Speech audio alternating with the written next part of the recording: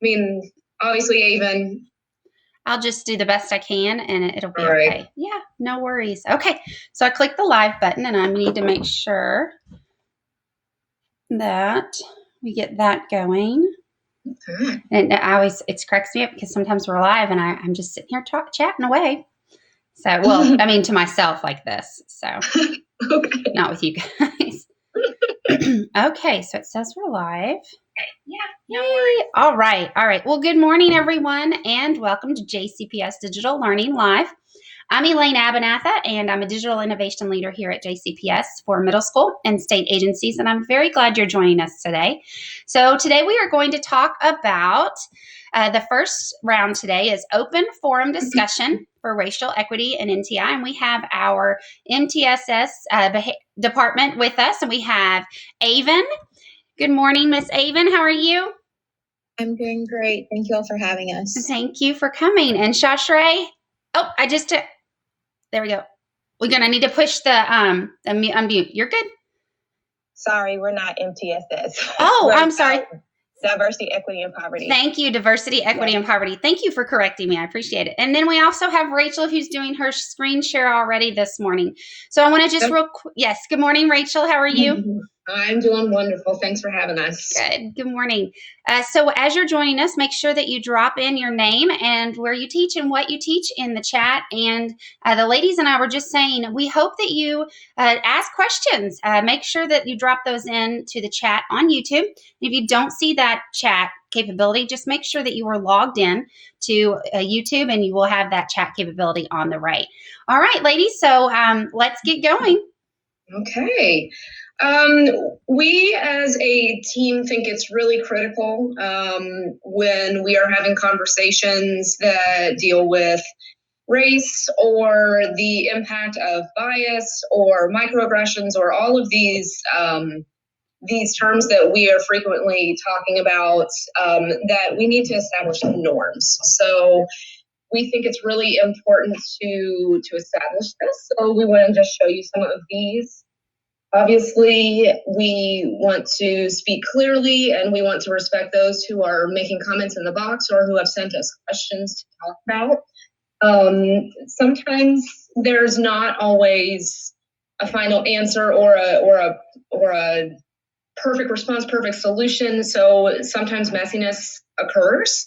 And so some willingness to be told politely but firmly, no, that let's correct that. That can be done, but we intend to do that with kindness. We're accountable to ourselves. We're accountable to those with whom we speak. So we always need to be aware of what's coming out of us and be ready to receive, again, that kind but firm pushback. We want to make sure that we are sharing the mic, whether that's the chat box or the speaker in the group. And we really, really, really want you to be active. Ladies from my team, please add on or add something else I might have left out. Avon and Shashray? I think you're good. Perfect. All right. I'm going to turn this over to one of you all to share this graphic and discuss why we made this choice, why we designed it the way we did, what might have motivated it. Shashay, you want to take this since it was your brainchild?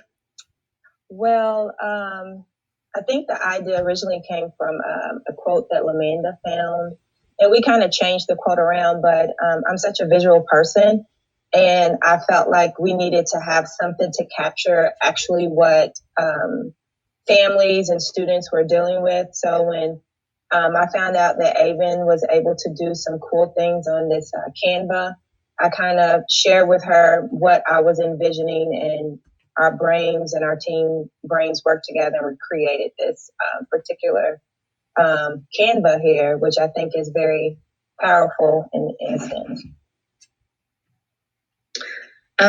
It's really important to consider what the imagery is suggesting in relation to that quote as well. This whole situation around this pandemic has brought a lot of things to light that need to be discussed, need to be worked out. And at the end of the day, it is very realistic that there are some people experiencing this in a totally different way than somebody else.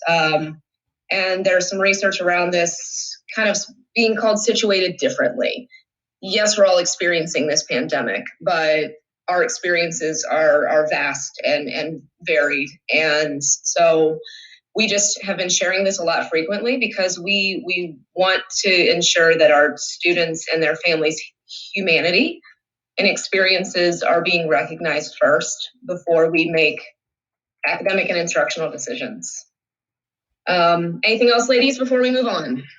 Right, and even though there's just a few of the things, of course, there are many more things besides hunger, trauma, mental health, abuse, job loss, illness, and so on and so forth. So it just captures some of the things that our students and families are dealing with. Mm-hmm. Thank you. So we thought today that we would use this opportunity to address a lot of questions that have come our way, either just by way of working with our individual schools and zones, or through the form that Avon sent out through Twitter last week, just asking for input. And we tried our best to distill that into a couple frequently asked questions. And then we want to open up the floor to anybody possibly in the chat box, just asking a question that's burning in relation to racial equity, in relation to cultural responsiveness during NTI. So we'll walk through these, and then again, we'll open up that floor, so to speak, to address any other questions that have come our way. So the first one, and I know that so many different zones are dealing with this, what do we do with assessment during NTI? Even I don't know if you want to take that one, or Josh Ray, I'm happy to as well. Well, I think one of the main things we have to remember as we are dealing with this time, and it goes directly back to the graphic that you and Josh Ray just talked through, is that our students are situated differently right now.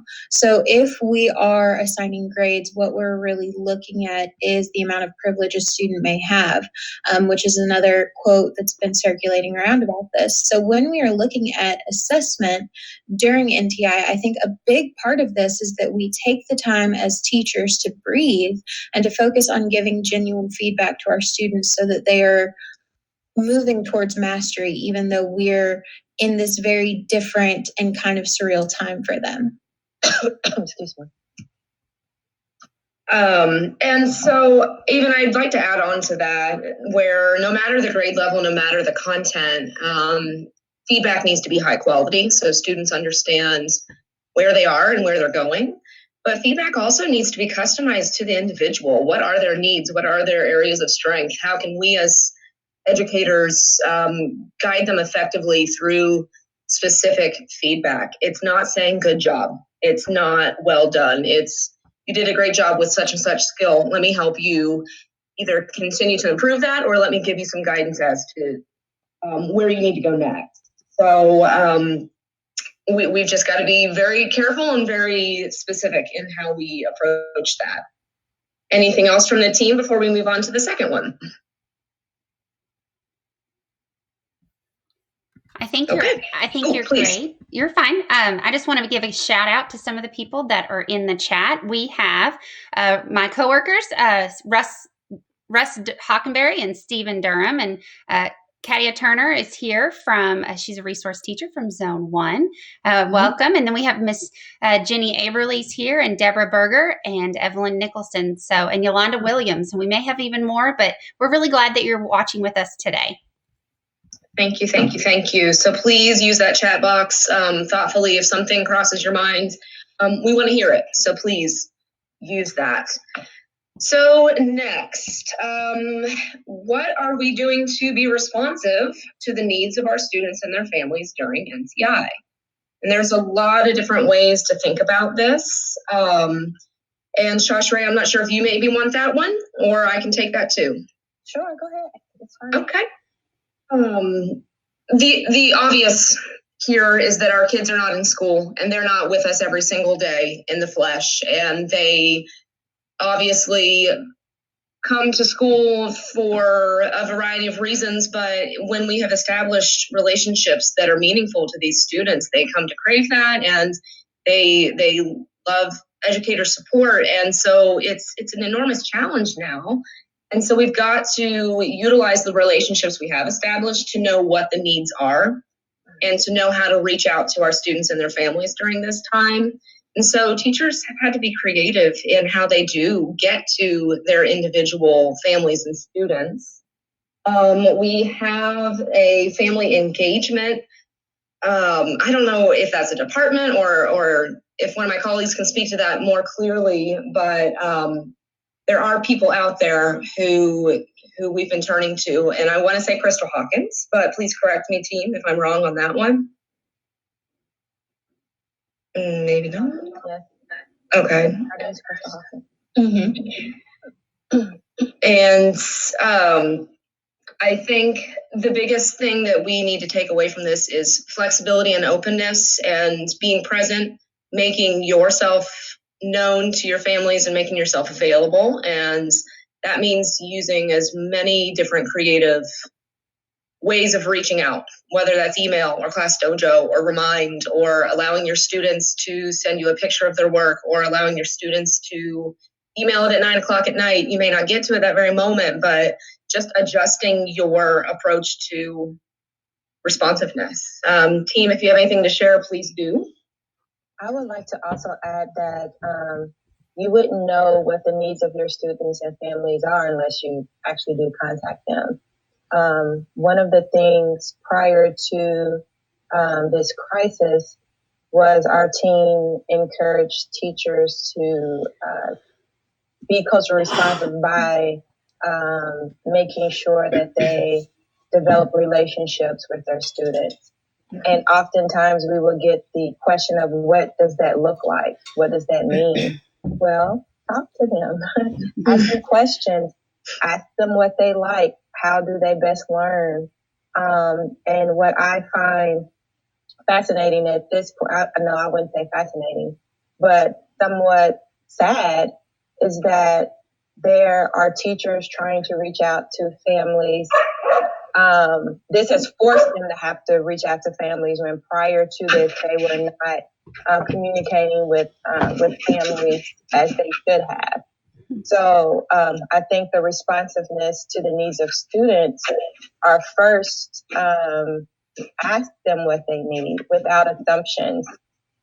Oftentimes we assume, based on some of our own bias, what we think students and their families need. And I think our district is doing a really good job at making sure that we call families. I've received several calls throughout every week from my kids' schools, which is really great. But adding that, I love how you guys said adding that, making sure that you continue that relationship with the kids, and calling, and those meets that we have definitely make a difference. And as a parent, it does make a difference. We've also gotten several cards, which is really nice. So those can continue to develop those relationships with our students. So I love that you guys made that point. Thank you. Thank you. We're going to head to question 3. The question we receive a lot might relate to what tools can be useful for our PLCs to use when they are making sure that they are providing racial equity through their lessons and learning opportunities, especially during NCI. And so as a resource team, we do have resources, and we developed a list that has been added to the DEP page of the JCPS website. And in there, we modified the ARE, the Affirming Racial Equity tool. It's a comprehensive planning document. We modified it for MTI to be a checklist, and that is available on the DEP page. Lamanda Moore Rodriguez has done a wonderful job this year of combing through volumes and volumes of text and running it through a multicultural checklist to make sure that it meets several different needs, and that list is on the website as well. There is a rubric for looking at books. Maybe Shashre, you want to talk about that? I believe that came from you with NCTE, correct? Yes, so Okay. that is listed in the empowering classroom culture piece. And what that is, it's a list of resources that teachers can use that from a racial equity lens. And again, I think it's important that we understand that that is one of the main pillars within the district. But it lists resources in various languages, books that are read to students in various languages. It also has areas related to activities you can do around art, community, activities with ECE students that are all listed under that section of empowering classroom culture. But it's important too that, and the question is discussing tools. What tools can you use? And I think one of the main tools that JCPS definitely has access to is Google. So I think that when you are actually planning, think about the faces of the kids that you see. And again, that the relationship building activity or that time you spent developing relationship, your students are co-creators with you in the planning, actually, in creating the curriculum. Mm-hmm. So I think that is very, very, very, very, very important in order to move forward in whatever it is that you're trying to teach, is that the ultimate goal is your students. And in order for you to be successful, I think it's very, very, very important that they are co-creating with you, because they'll have more of a buy-in, and they'll feel more appreciated and seen and heard when you do that. And I think you make a really good point, and by no means am I trying to reduce our students to an object, a tool, but if we're not utilizing that relationship and our knowledge of them as a something to include in our planning, then we're wasting a huge opportunity. So I'm glad that you made mention of our students. And of course, finally, I'll point you toward the Teaching Tolerance website. It's tolerance.org. And in addition to it just being an abundant set of resources, specifically, I will call your attention to the Do Something assignments. Those include relevant and meaningful tasks that can be done from home. And so it's just important to consider all of our learners right now and all of their entry points to the learning process and access. So we've of course are doing our best to create high quality digital lessons, but we have lots of students who are using choice boards or doing work from home without a computer. And so we've got to include them in terms of how we plan and how we plan effectively and how we ensure that we're providing relevant learning tasks. Great. Yeah, I was going to say, if somebody wants to add on, please do. Well, to go off the point of not attempting to reduce people to tools, but also going off Shashare's point of, as a classroom educator who teaches in such a diverse district, it really is on you to be a researcher and to do the work to know what is going to be best for our students. But also don't forget, you have on this call 3 of the 6 DEP resource teachers in the chat. We also have Kenita Ballard, Lamanda Moore Rodriguez, and Katia Turner. So you also have people specifically in place to help that work. So if you know within your PLC, you don't have the tools or you don't have the student contact or connection to do that work, you have supports within the district framework that will ensure that racial equity piece, especially during NTI. Absolutely. Thank you. I know that we are approaching that 20-minute mark, so let's have a look at the next question, and then we will see if there's any burning questions in the chat. But here we have, why does racial equity matter, especially during NTI? I've done way too much talking. I'm going to turn it over to either of my colleagues in the Google Meet here, or on the live stream. For me, there's never going to be a point in time where racial equity does not matter in this district. It becomes even more vital during NTI, going all the way back to the beginning of this forum. We have students who are situated very differently than what we are necessarily seeing highlighted. We have students who are caregivers to family members or to younger siblings. We have students who are essential workers.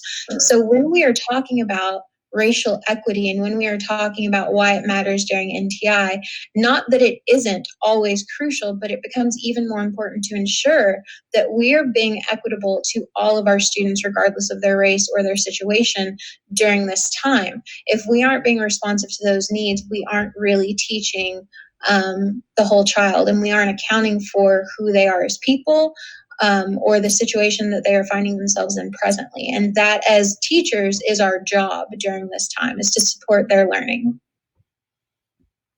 Joshua, anything you'd like to share or add?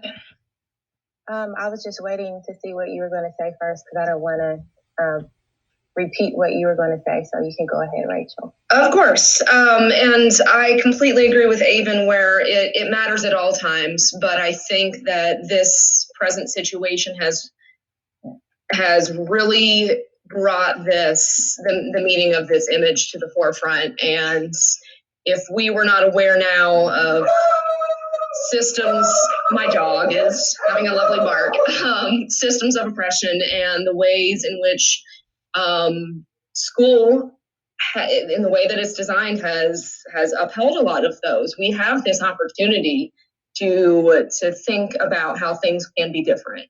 And I don't want to take away from your notes, Josh Ray, in the presentation, but you've got an excellent line in there, and I'm going to turn it to you. You made mention that this is about commitment and not compliance. We've got to be committed to change, and it shouldn't be a box to check. So I'm going to let you wrap up on this one, and then we'll move forward.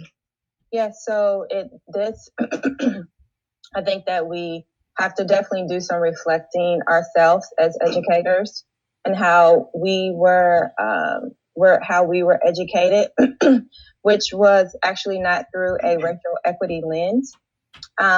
So I think that we need to reflect on the fact that we have a racial equity policy, and why do we have a racial equity policy? And racial equity matters because when we look at the disproportionality with our Black and Brown students, we see that they are not doing as well as our white students. So racial equity matters if we want to continue to be the educators that say we care about our students. Thank you for that. As I am the one screen sharing, if you've got an eye on the chat, Avon, do you mind addressing a question or at least sharing it?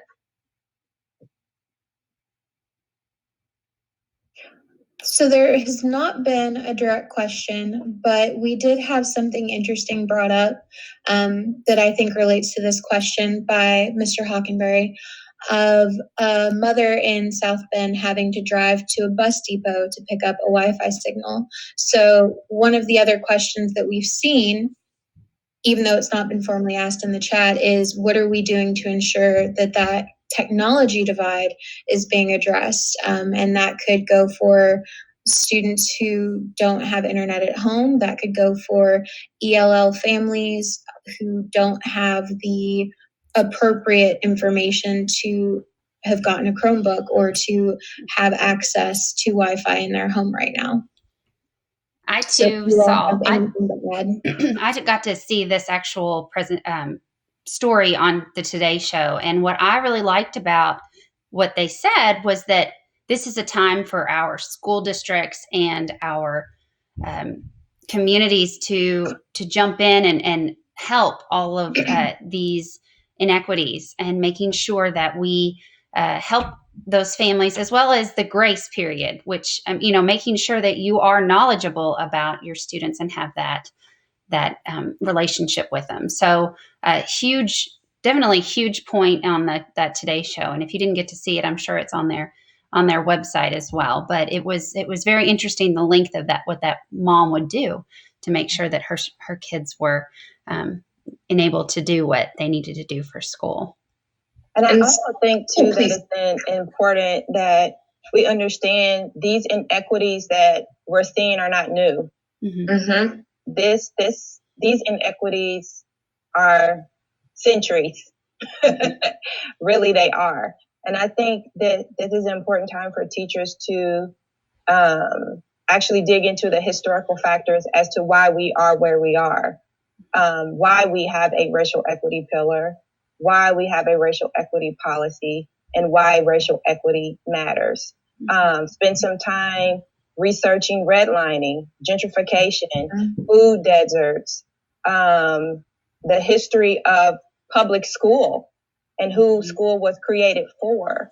So to me, I think that this time is not to quickly get out information to kids, and but gather some information for yourself so that when we are when we have platforms like this, or we have platforms, we can speak to the reasons why we have these inequities. Until we actually realize that, until we speak up and speak out, that we're going to continue to have them.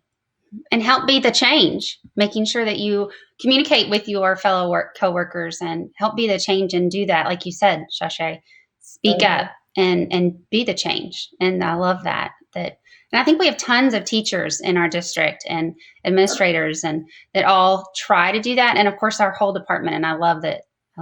So.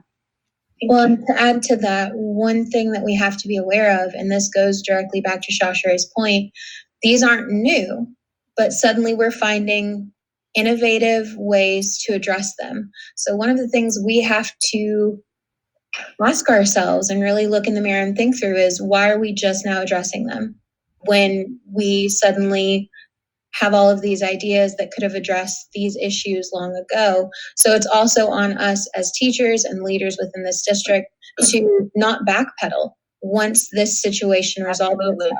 It is on us to continue pushing, because you are seeing these solutions for kids and suddenly school is clicking for them. So it's on us as the teachers in this situation to continue pushing for that change. Absolutely. You are so right. I know we could go on and on for quite a while, and I'm thankful for the support that we've received and for everybody who's present today. You'll see who our zone resource teachers are on this slide. And this presentation has been uploaded. So I just want to leave you with these resources. I made reference to the NTIR tool checklist, so that's linked there. And then again, the DEP resources that are on the page, on the website. There's several links, but it's on the right-hand side, and you'll see that there's it says NTI support. And then finally, there's the link to Teaching Tolerance, but specifically that brings you to their resource regarding student support through the coronavirus. So I know our time has come to a close. Ladies, anything else to share before we sign off? Well, thank you all for being with us. And if you do have anything else to share, stay in the chat with us and make sure that you ask those questions. And I know the DEP department would be happy to help as well. So thank you again, ladies. You guys are awesome. Absolutely. Thank you. You all take care. Have a great day. You too. Bye-bye. Bye. Well, so we have the next on our schedule, we have the Gale team that is helping us, and they will be talking today about, Gale Professional Library. And this is a part 2. Am I correct, ladies? Yes. Yay, yes. Hi, Dr. Isaac. We're building upon a series. The first was an introduction to ebooks on Monday and Tuesday. And then yesterday we took a little dive into text sets. And then Lori has got just a couple surprises for today and tomorrow, where it is completely interactive and a product coming out of the actual session today. So we're excited. And for those of you joining us for the first time, we have Lori Geiler and Andrea Eshelman and they represent Gale Professional Library, which is part of a larger company.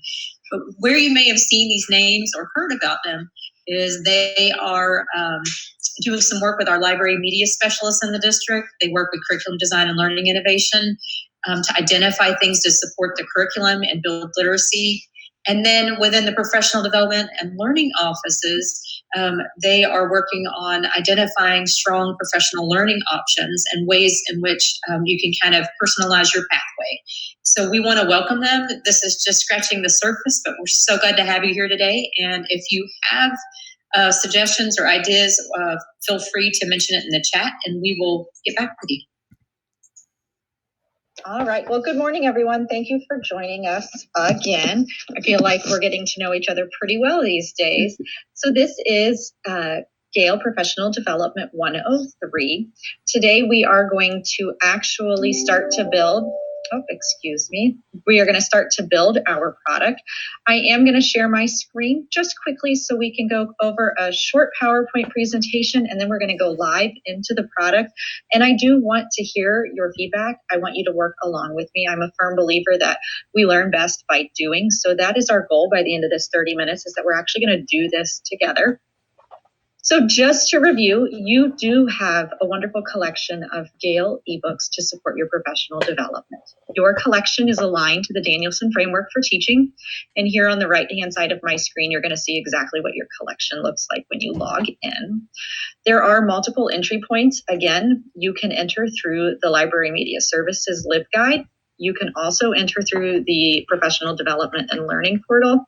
I know some schools actually have a link to the collection on their own LibGuide. So regardless of where you're entering the collection, you are going to want to look for this icon, and it's going to take you to the same exact place. To log in, it will look like this screen here on the left. You do need a password. It is JCPSPD. It does not have to be capital. It can be lowercase. And then again, when you log in, this will be your screen. So yesterday we talked about the 5 simple steps to starting a book study or a text set. Just want to review, you need to identify your who, what, when, where, and why, also known as your audience, your goal, the book or the text set, the format and the platform you wish to use, and then actually facilitate the book study. So this was a little bit about text sets. It's what we talked about yesterday and the benefits of using a text set.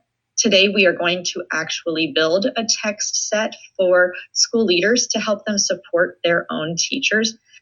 And I do want to remind you that if you come across a topic that you want to learn more about to help you develop your practice and you don't find the topic in your virtual library, please reach out to the PDL department and let them know that you need additional ebooks on that topic. So these are some ideas that you can use today. I know that planning a book study or a text set study can take some time and commitment, but these are things that when we grab some content today and we share it out to our Google Drive, you could actually push out as early as next week or even tomorrow. I always like to have a theme just because that's who I am, but you could do Motivational Monday, Teamwork Tuesdays, whatever goes Wednesday, let's talk about it Thursday, or the Just for Me Friday. And that will be perfect for the things that we are talking about today. I do want to discuss compassion fatigue. I will be the first to admit that I fell victim to compassion fatigue. I chose this picture here on the right because the last time I was on an airplane, I was thinking about nothing that the flight attendant was saying. But all of a sudden, I looked up at the exact moment that she was talking about the oxygen mask should your cabin lose pressure. And she made a statement that you have to put your mask on first because you are not able to help those around you if you can't breathe yourself. And that is truly what compassion fatigue for teachers is. Classrooms are constantly filled with these victims of trauma. They're carrying all sorts of baggage. And after what we're experiencing now, I think you'll be hard pressed to find a single student who hasn't experienced some form of trauma. So teachers are at risk of caring too much. It's just who we are. We give everything we have and we love our students with our whole heart. But with that, you can get burnout. So we're going to talk about some ways, some professional development titles, some chapters that you can help support your teachers so that they don't experience that compassion fatigue. So let's explore. I am going to show you the path that I take to get in. I'm just going to search JCPS LibGuides. Mine, obviously, I've been there many times. When you get here, this is what your page is going to look like. The Gale in Context for Educators is a wonderful curriculum tool that you all also have access to. I would encourage you to check that out when you have time. But down just slightly is your Gale eBooks Professional Collection. When you click on it, you will be prompted. As I said, it is JCPS ED. And then you sign in. This is your platform. And there are many ways to access the content. Hopefully you were with us earlier in the week and you're comfortable kind of maneuvering around together, because what I'm going to encourage you to do is to hide my screen. I want you to sort of stop looking at us. I'm going to stop sharing my screen and I want you to open up another window, and we're going to kind of do this together. So Andrea and Tara, I'm going to rely heavily on you to sort of work with me and answer questions.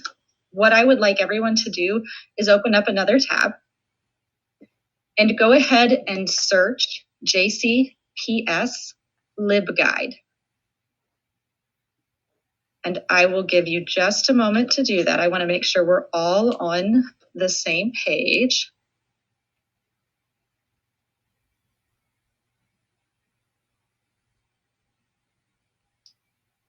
Can I get a thumbs up that we are there? Okay, go ahead and click on that LibGuide. Scroll down just slightly till you see the eBooks Professional Collection and log in. Your password again is JCPSPD. Lori, I think your screen share just stopped for some reason. Can you try to share that again?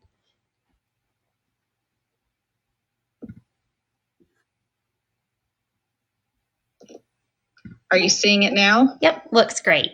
Thank you. Okay.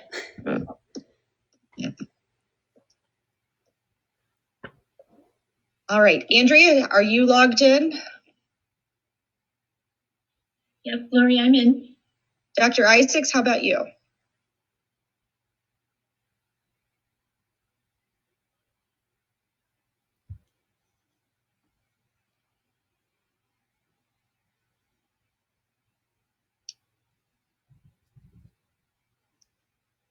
So I'm not hearing any feedback. Andrea? Lori, I said keep going. I'm not there yet. Oh, okay. That's okay. So those of you, if you get lost or you need help, please don't hesitate to unmute. I want this to be as interactive as possible. Like I said, we're doing this together. So stop me, interrupt me, let me know what you need. But I was thinking we should start our basic search just here with the search bar that is always going to be at the top left of your screen. I am going to start with compassion fatigue. That's going to be my search word. And when I do that, you'll see that I have 4 results. Hopefully you have the same information as I do. And what's great about this is it's already technically a text set. There are 4 chapters in your library that relate back to this. So as I'm sort of walking through the process, the first thing I'm going to do is read this little snippet here. It's kind of my window shopping moment. So the first chapter says, try looking at your mind as a wayward puppy that you were trying to paper train. You don't drop kick a puppy into the neighbor's yard every time it piddles on the floor. You just keep bringing it back to the newspaper. That's really an interesting way to look at it. So I'm going to go ahead and open that in another tab to explore a little further. And then I'm going to read the other summaries here at the top. Again, this is from the same book, which you can see from the thumbnail picture at the left. But as I scroll down, I get to see additional books. And the thing I love about that is when creating a text set, you want to pull in as many voices and perspectives. Some may be much more of a commentary, like conversation with your friends, and others are going to be very analytical, very research-based. So go ahead and open up a couple of these. As I get to my actual content that I could use for sharing with my professional development team, I have some options here at the right. I want you to always pay attention to this because when you're trying to create that text set, this gives you wonderful suggestions. You have the more like this. You have the ability to explore related articles. And then you have additional search terms, which can be super helpful because what I call compassion fatigue may be what someone else calls teacher burnout. Is everyone still following along, or do I need to go back a step? Nothing in the chat, Lori. I think everyone may be tracking with you. Perfect. So jumping over here into this article, I want to show you exactly how you're going to do this. An important step for any book study or excuse me, that is not easy to say. It is very important that you read the content. You need to make sure that you're very familiar with what you are pushing out. So this book, the Mindful School Leader, is actually a commentary. It tells different stories about professionals in the same field, so they're easy to relate to. And here's a story about a sleepless night for Jason. And then it offers you mindfulness and attention training. Regardless of what you see, if you love this, I'm going to show you how to send this out. You could share the entire article with your teachers. You can also take a snippet of it and then highlight it. Maybe take a note, click save, and you can send your highlights and notes out to your teacher that way. You can make multiple highlights and notes within a document. Here, this is a great chapter because it actually gives you practice sets to where you can practice your breathing as you are going along. And any of us who have an Apple Watch know that how important it feels that your Breathe app is, and that we should all just sometimes pause and take that deep breath. So after I'm here is a great, let's see what this one is. This is actually bullet points of a step-by-step on how to sit and meditate. Maybe that is what you want to send out, because I remember we talked about Friday was just for me Friday. So I'm going to take this and I'm going to highlight it in green, and I'm going to take a note. Please do this at least once today. And I'm going to save that. Now that I have it saved and highlighted, I have a couple of choices. And here's where you need to make the choice as to how you want to receive your product. If you are a Google Classroom teacher and you've already got that Google Classroom set up, by all means, push this out to Google Classroom. Since I am not a Google, well, I am, but I'm not sending this to my Google Classroom today because I do want to be able to share it with you. I am going to send this to my Google Drive. And just that quick, it lets me know that my documents have been sent to my Google Drive and they will appear there shortly. I do have my Google Drive already opened because I want to show you what that looks like. And here it is. This is my Google Doc that lets me know it was from the Well-Focused School Leader, and I uploaded it just now. So I can come in, I can click on this, and I have so many things that I can do with it. I can download it, I can print it, I can share it. I am actually going to move it because I've already created a folder for you that I have called JCPS PD Leadership.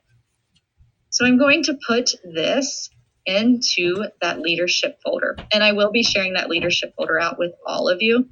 So you will have it for your reference later.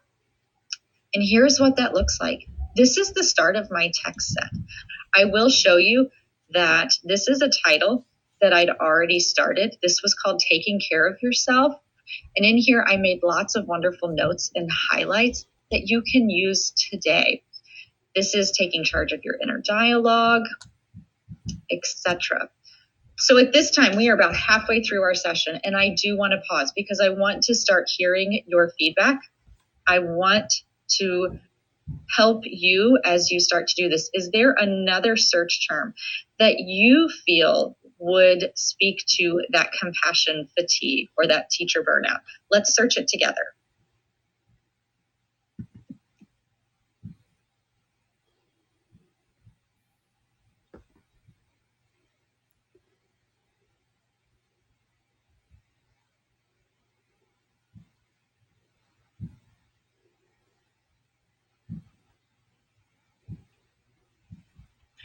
Lori, no suggestions are coming up in the chat, but what about just using your community, using your tribe, I guess. Is there something we might look at that, or just being able to talk about that compassion fatigue? When I was listening to you, something that popped in my mind is teacher support, because really that's what it boils down to. We need to make sure that we're supporting each other as that sort of happens. And here's a great, but obviously that was a good search term. We got 171 results from your library that speak to teacher support. When you have something like this happen, I'm going to highly encourage you to filter your results. Trying to go through and proofread 171 results would become overwhelming. And if you're like me, it would just be too much and a daunting task. Lori? So, yes?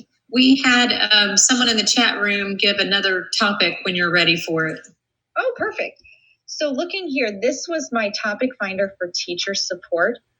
And the topic finder is that visual representation. So what exactly are you looking for as it comes to teacher support? You can see in here that there's instructional design and teaching methods and lesson plans, but that's not what we're talking about today. We're talking more about professional development or maybe collaborative learning. I am going to click on the professional development. And the great thing is here are my results at the right. And that same summary that we were operating off earlier is going to be available for you. You can scroll through all of those to make sure you're finding exactly what you're needing. And Dr. Isaacs, go ahead and give me that search term. Toxic positivity. I'm going to be surprised if we find it, but we'll see. You have one result. I have to say I'm not terribly familiar with that term myself, but this says that the chapter is a culture either makes us or breaks efforts to promote school success.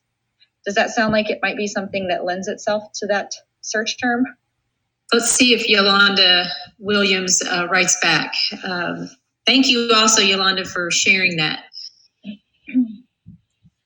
That lets us know that we could probably use some other types of books in that area. Sure. And the great thing about the Gale collections is you are not stuck with just one publisher. We do have collections that are themed. We have an entire collection on social emotional learning and diversity, equity, and inclusion. Those topics are kind of grouped together with a great collection of titles. If that's something that you're finding a lot of search terms that you need more support with.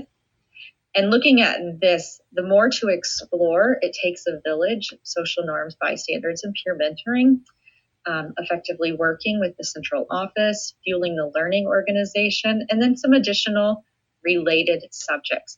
But I do want to show you again, if this is a chapter you love and you want to use it, you just need to send it to Google Drive.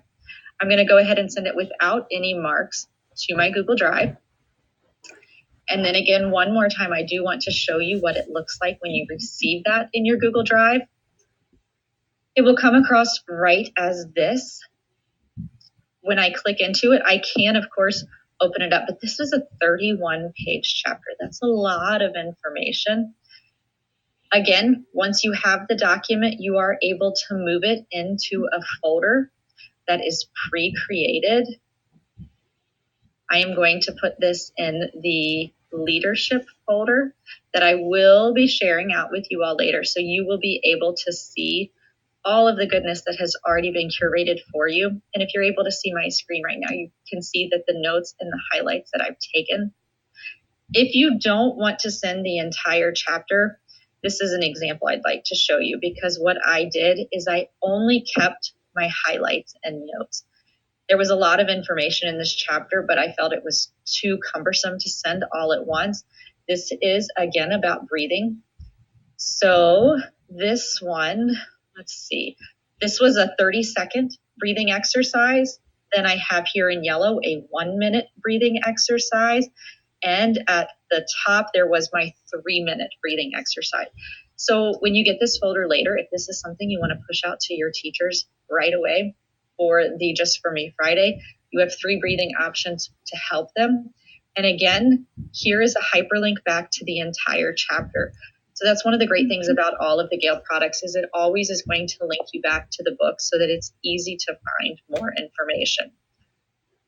Let's see if there is another topic. You know what? We didn't actually search burnout.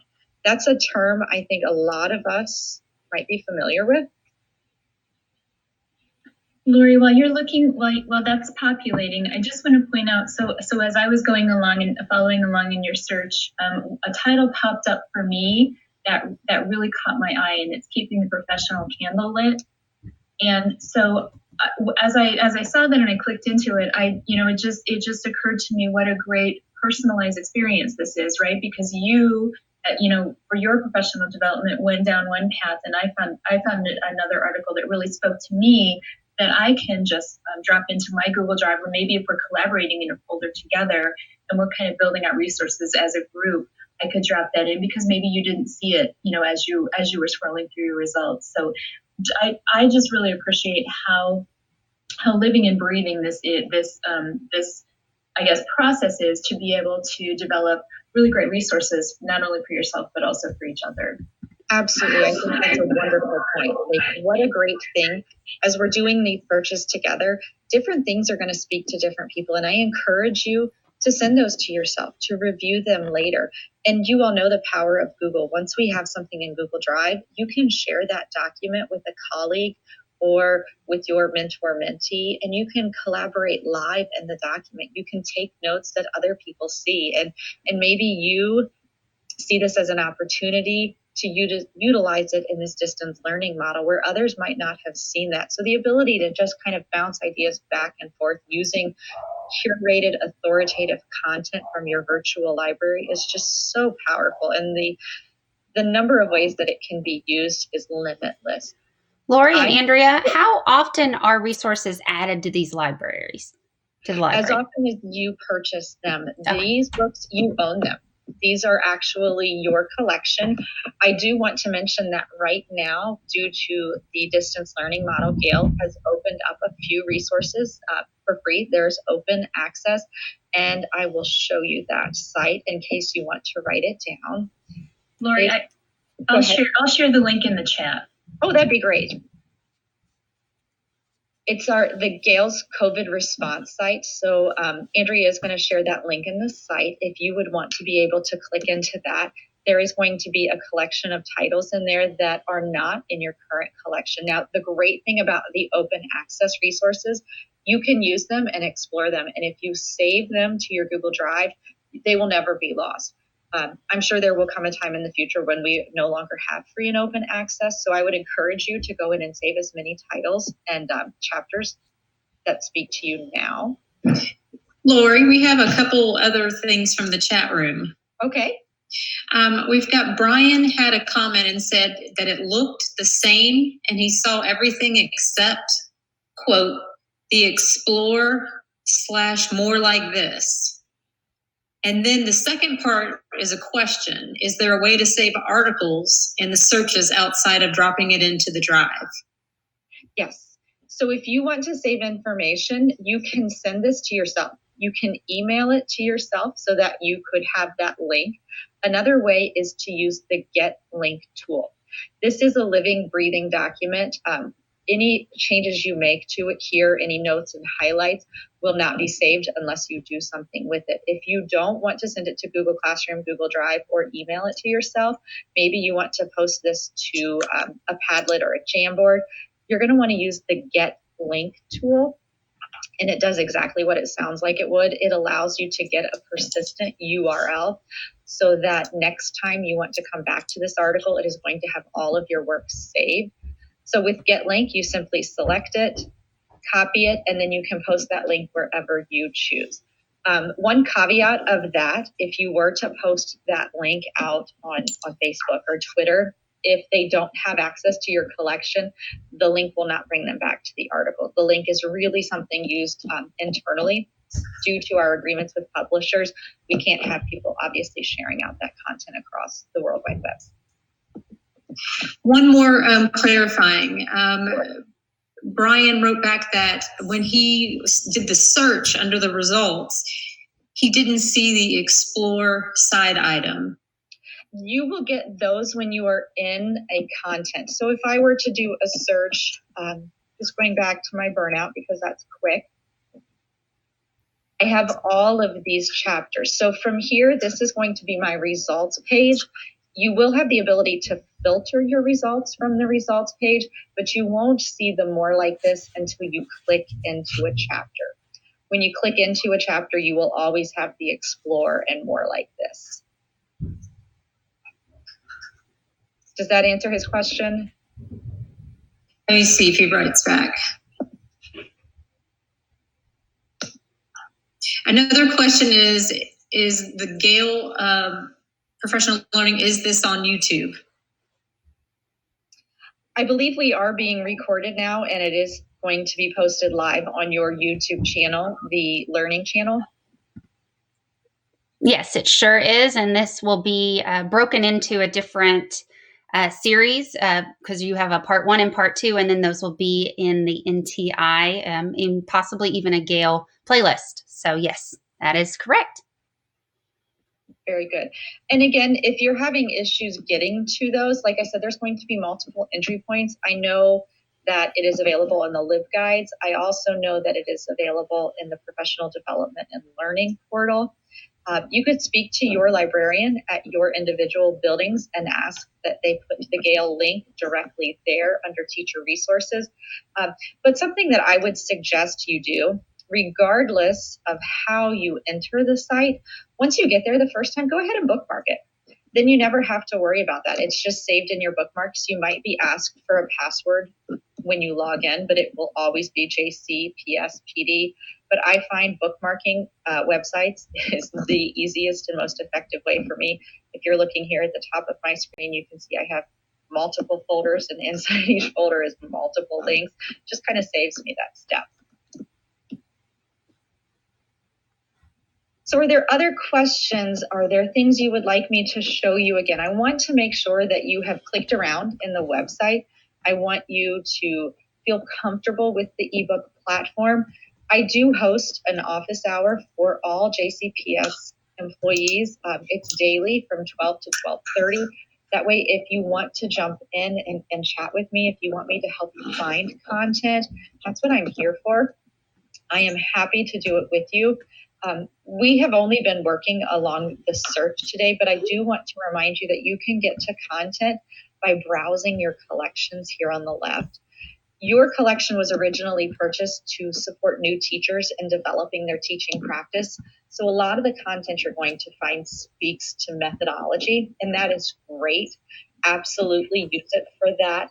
So let us know if there are other topics that you would like to see. I will make sure that you have the link to the free resources that Gale is currently offering through our COVID support site, because there's a lot of information about teaching in a virtual environment that I think would be useful.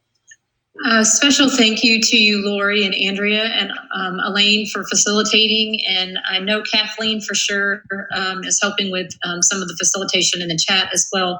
We appreciate the IT team. And for those of you who have really kind of connected with what we've been sharing this week, tomorrow is different. And I would say probably another, correct me if I'm wrong, Lori, this is another application and something that you'll have as a product at the end of the 30 minutes. But we appreciate your time and thank you. Please reach out if you have other comments, and thank you for the positives. The password is JCPS-PD. When you're accessing this, it is not case sensitive. That is JCPS and PD as in professional development. Thank you all. Thank you guys too. We appreciate that. And it's a wonderful tool that our district has for us. And I'm definitely going to need to dig into some of those articles and books that we have access to. So our next presentation is going to be guided reading. And we have Andrea Campbell and Tara Snyder. Glad you guys are here. Good morning. Good morning. Glad to see you, and hope you guys are doing well.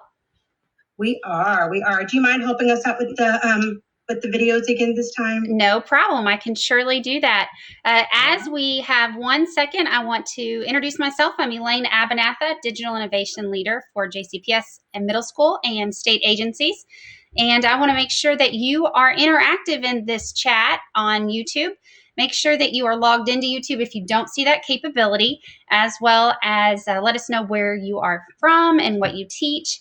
And then also share any ideas that you have and that you are doing differently to teach guided reading remotely as well, because we all can learn from one another. All right, ladies. Well, I'm going to go ahead and get set up, but I'll let you, Tara, take it away. Okay. Well, hello, everybody. My name is Tara Schneider. I am one of the Zone 2 literacy coaches, district literacy coaches, JCPS. Hi, I'm Andrea Campbell, and I am district literacy support for Zone 1. And we also have some members of our team in the chat box, so ask away if you have any questions. And we are going to go ahead and begin. And I think I've shared my screen correctly this time, right? Hopefully. Okay. Well, anyhow, the purpose of this training is to give teachers ideas on how to provide small groups and one-on-one instruction remotely via a digital platform. Once you play around with the resources and different platforms, the possibilities are endless. We've seen so many teachers over the last couple of weeks digging into this and really getting creative. And, you know, if you have any questions, you can ask us at the end of this, but hopefully this give you some ideas because everybody's doing a phenomenal job so far. This is all new to us, and so we encourage you to try some of these. And if you aren't successful, just keep on trying again, because we've learned as we've been creating our website that we'll talk about later, the more you do it, the better you get. Right, so today we're going to walk you through some ways that you can provide guided reading instruction remotely to your students via pre-recorded lessons as well as live lessons. And when you're recording your lessons, you just want to make sure you include these three components: a new book, which includes an introduction, a comprehension focus, read with prompting and discussion. And of course, read with prompting and discussion looks different with a pre-recorded lesson, but we'll talk to you about that as we go. And you also want to make sure you include word work and a writing activity that goes along with the book. So first step is you need to have access to digital books, and we keep on learning about more and more digital books, and I've got a list of it linked up later on in the slide presentation, but the one we've been using the most is Footprints in Literacy. So I'll go ahead and show you how to access that. First, you're going to want to sign up for an account. We'll click that link that is linked up and go down to the bottom. Make sure that you check your junk mail, because mine went to my junk mail and I couldn't find it for a little while. And then once you have an account, then you have access to books. You see there's access to books, I think A through Q right now. And we have on our website, we've got access to books, I think A through S right now. But what you'll do is you'll click on a link and pick a level. You click on it. And then if you see up here, there's cameras. If there's a camera, that means that somebody from Footprints in Literacy has already given you some ideas of things to do. You can see there's a book introduction that they have already pre-recorded, word study, guided writing activities. So there's lots of different activities for that you can use to help you when you're teaching.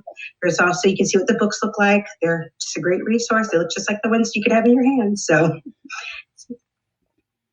that's all you need for that.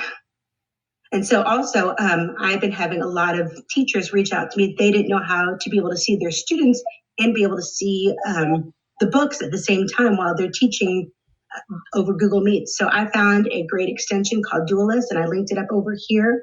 And all you do once you have it, then it's just something up here that you can use to resize your windows and be able to see your students while you're teaching at the same time. So try it out. Took a couple tries to figure it out, but it's another good resource to be able to see your students and the books at the same time. Awesome. So when you're pre-recording a lesson, the good thing about a pre-recorded lesson is that you can just share the link and view only to students in that particular guided reading group. I use Screencastify, and I share my screen using the digital text and also the Google slide that I created for that book for my lesson. If you've never done anything like this before, it can feel a little uncomfortable in the beginning because you're presenting as if the students are in front of you at the kiddie table. So it is a little bit awkward at first. And you also want to make sure in your video that you're reminding the students to press pause if they need more time to go back and read a page.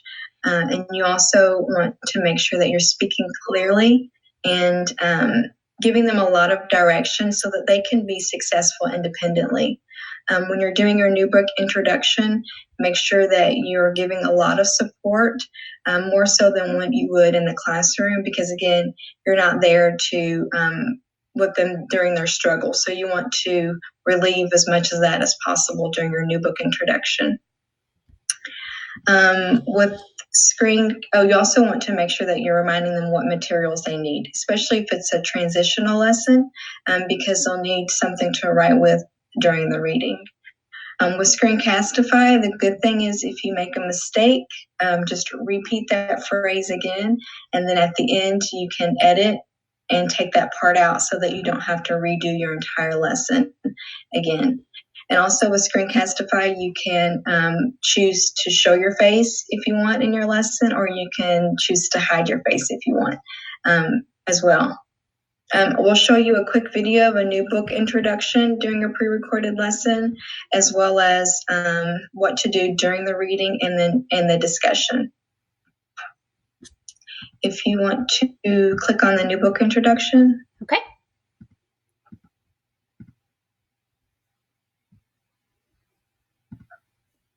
Fun for Pickles. In this story, Danny and Pickles do not want to go outside and play. They just want to sit in the house and watch TV. Read to find out what Danny and Pickles do to have fun.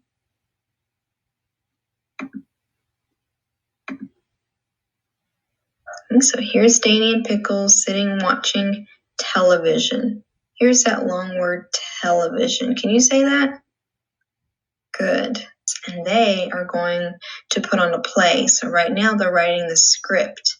And Danny says that he wants to be a knight. That word knight has a silent K. Knight. Okay. So we have to read to find out if Danny and Pickles find something else that's fun that they want to do.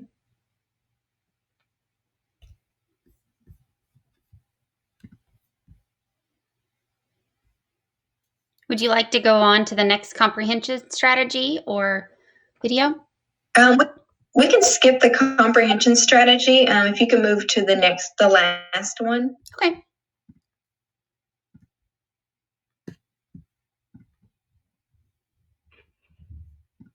Okay, you may now begin reading. Push pause if you need more time for each page.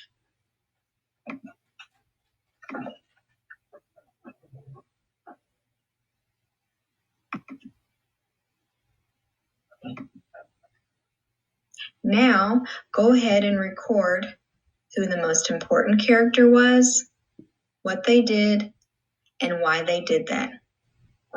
After you complete that for chapter 1, go ahead and start reading chapter 2. So that sounds like it's so much fun putting on a play. I bet Pickles was a great dragon. Look at your table that you created during your reading. Read who you chose for chapter 1, what they did and why. Read who you chose for chapter 2, what they did and why. And read who you chose for chapter 3, what they did and why during this time.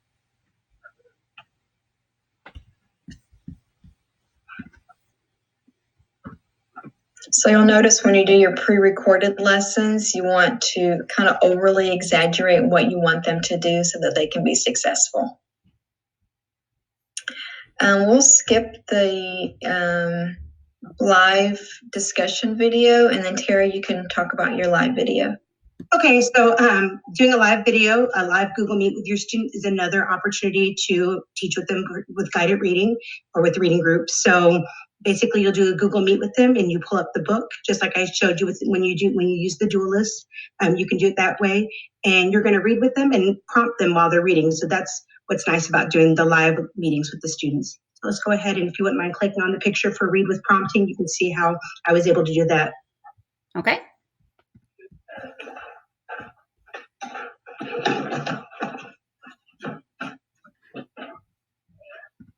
The principal came inside Notice something. Go back and fix it.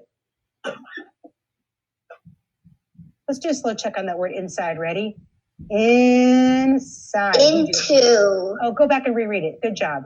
The principal came into the classroom.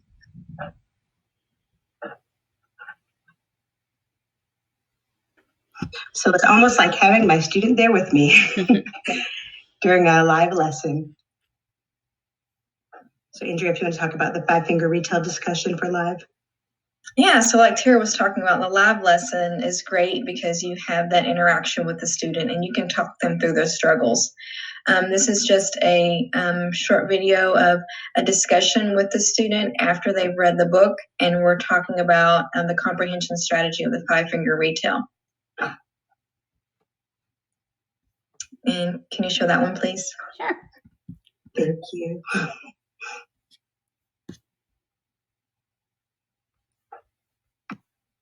Me. Use your thumb. Put your thumb up. Who are the characters in the story? Ricky and Buster Mm-hmm. and the librarian. Good. And the next one is the setting. So the setting took place at the library. Good. And the last one? The problem? What was the problem?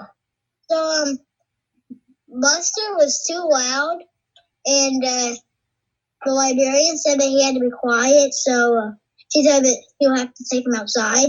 Yeah. So how'd that make Buster feel? Sad. We talked about last time, ladies, we talked about creating that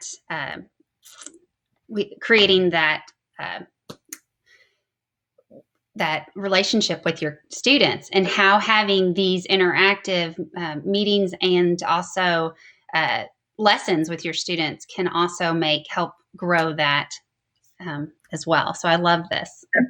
Absolutely. Yeah. Yes. Do you want to say anything more about that, or should I move on to materials, Andrea? You can go ahead. Okay. So materials you need for live lessons or for screencastify lessons, our pre-recorded lessons, our students can have a dry erase board, paper and pencil, a chalkboard. I mean, my nephew was using a Magnadoodle when I taught him. So whatever is going to work for them, whatever they have around the house.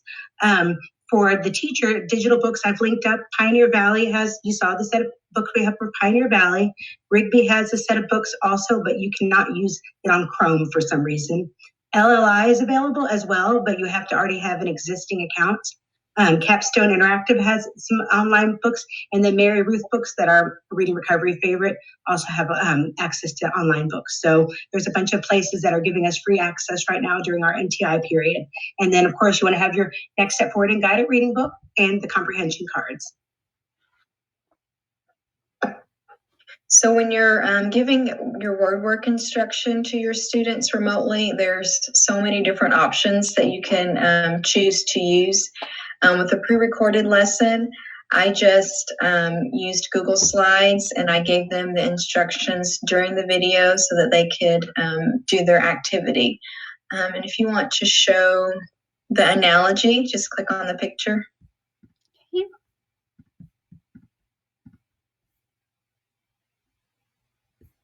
So this is just a Google slide. Begin word study. Go ahead and get some paper and a pencil and write what you see on the screen in your notebook.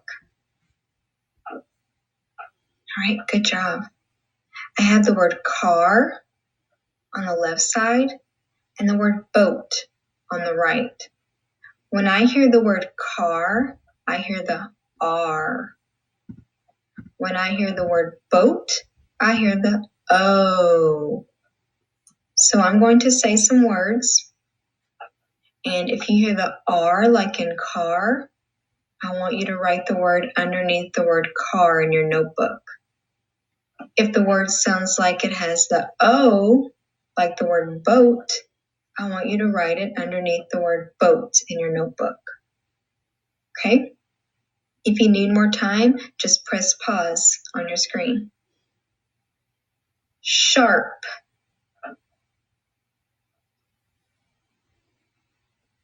Hard. Coach. Check it. Were you right? Now I want you to read all the words underneath of the word car. Sharp. Now let's read the words underneath of boat. Coach. Floating. Moan. Great job. If you did not spell the words correctly, just go back and fix it. Okay? Great job.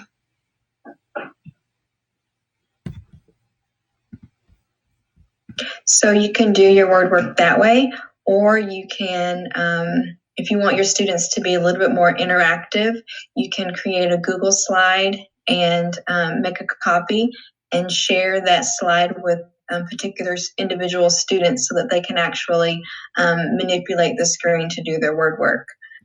Here's an example of making a big word on a Google slide that the students can actually manipulate themselves and send back to you for feedback.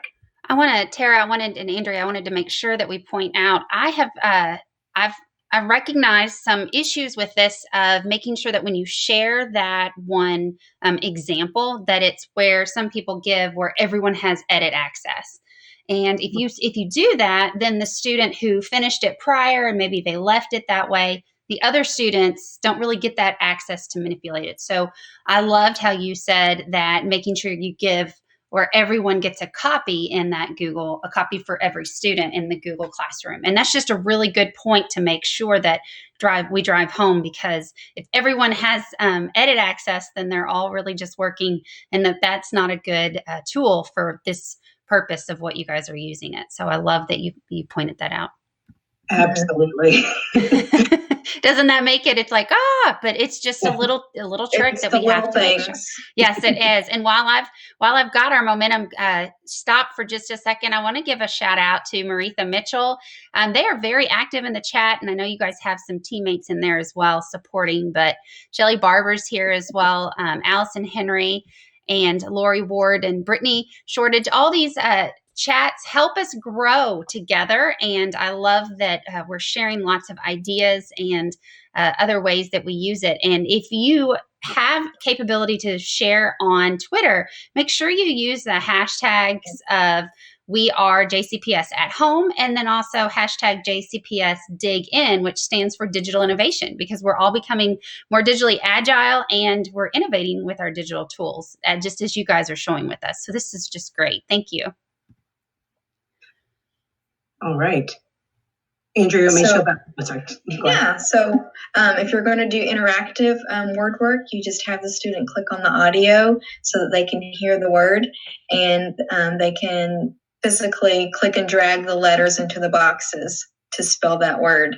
And then once they're finished, they can click on the red click here button, and I've uploaded a Screencastify video so that they can check on themselves.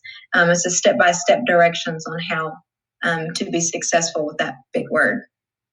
Yeah, great resource. Also, you can, instead of making a big word, you can do picture sorting the same way. The student just clicks on the audio for that picture, and they can click and drag to where the medial sound, which one is correct. Yes, but kids would have a lot of fun with this one. And then make sure you feel free to explain how to do it. There's also the analogy charts that you can make one with that. And again, adding the audio, you can be able to make it so it moves over to where it belongs and have the click here. And then at the end, we have the magnetic letters that you just keep a copy of it, then you can just copy it onto different pages, and it's available right there. Really easy to use. If you're interested in creating something like this, in our slide deck, we do have the directions at the very end so that you can create yours, if you want to do that route. Casey Bishop, we always want to make sure we give a shout out to her. She's the one who originally told us and walked us through how to use Google Slides for word work. So thank you, Casey. Thank you for your innovations. And so a favorite of mine, you can use Google Slides. That's one that a lot of people like to use.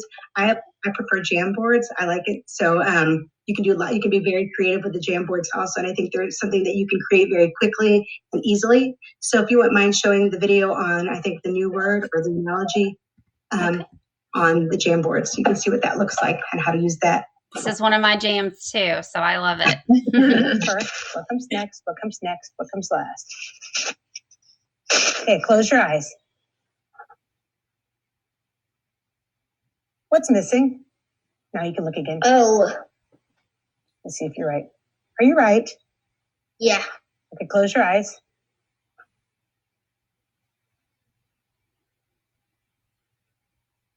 What's missing? Open your eyes. What's missing? The O and the G. What comes first?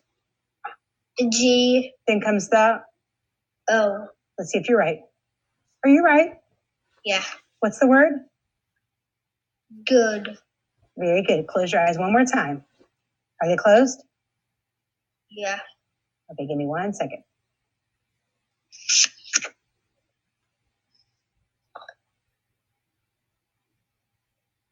Hold on 1 second.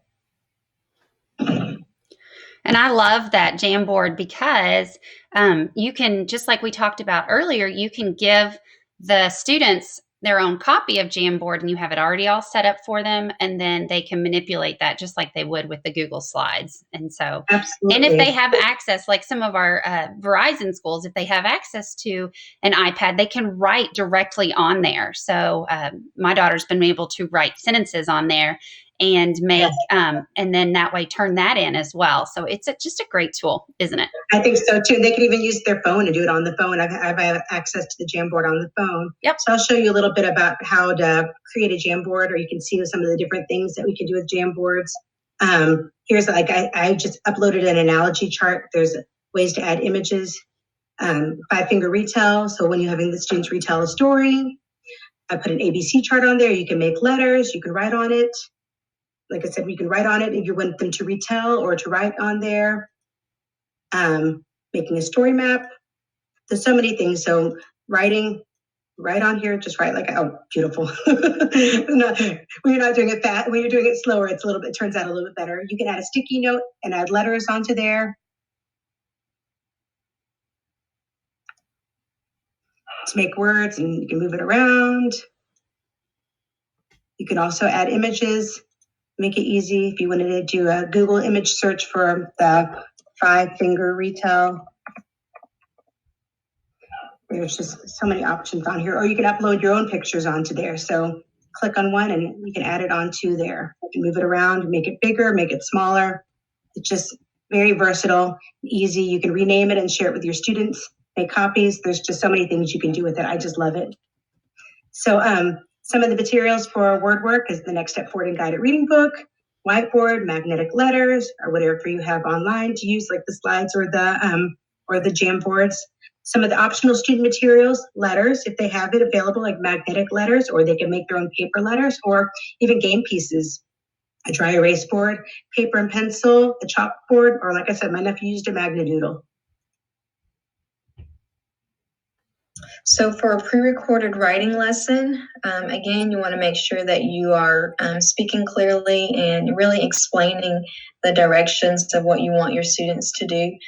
Here I used, again, Screencastifying Google Slides, and the comprehension strategy that I wanted them to write about was the same comprehension strategy that they did during the reading, that who, what, and why. So what they did is use their plan to help them with their writing their paragraph.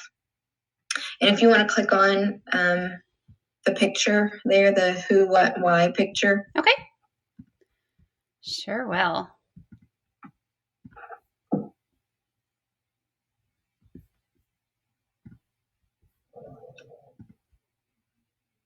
Now it's time for writing. Use your writing plan that you created while you were reading Fun for Pickles, the who, what, why table. And then I want you to choose one chapter and write a who, what, why statement for 2 characters. Use this chart to help you with your writing. Okay, go ahead and get started.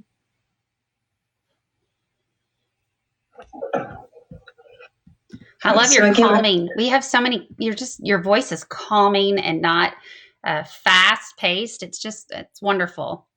Yeah, thank you. Want to make sure that you're clear so that the students can understand what you're asking them to do. So you can use that for pre-recorded lessons, or again, like I said, I use the Jamboard for my live lessons because I shared it with my nephew, and he was able to. I wrote a little bit, and then he wrote a little bit. So you can see we started out doing the characters in the setting, and then he added on not dark, and he was afraid, no solution. So he was able to write it, and then he shared it back with me, and I was able to give him feedback, which is very important with writing, is making sure that not only are you writing with them or having them write independently, but you give them back that feedback. Right, and if you're doing a pre-recorded lesson, like Tara said, feedback is so important. You can ask maybe the parent to take a picture of the completed writing, and they can send it to you via email, text message, or Class Dojo so that you can look at their writing and provide that feedback.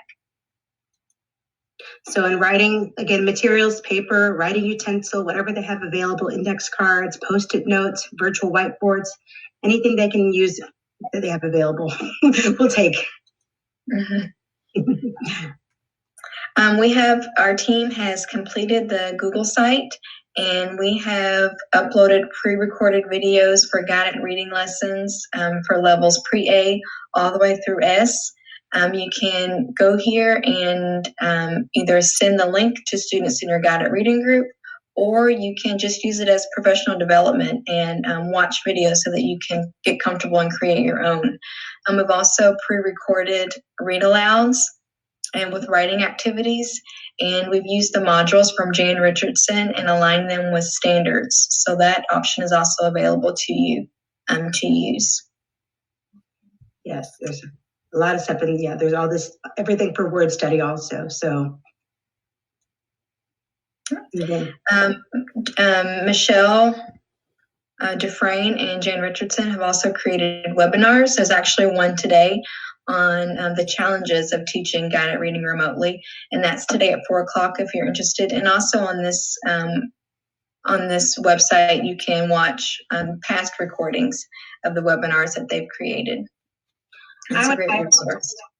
I would highly recommend going back and watching this April 7th webinar, just to learn how to use the digital books, because they give some great tips of how to share the books with students and to put in their own libraries. So I would watch that. Just be careful with the confidentiality and students' names.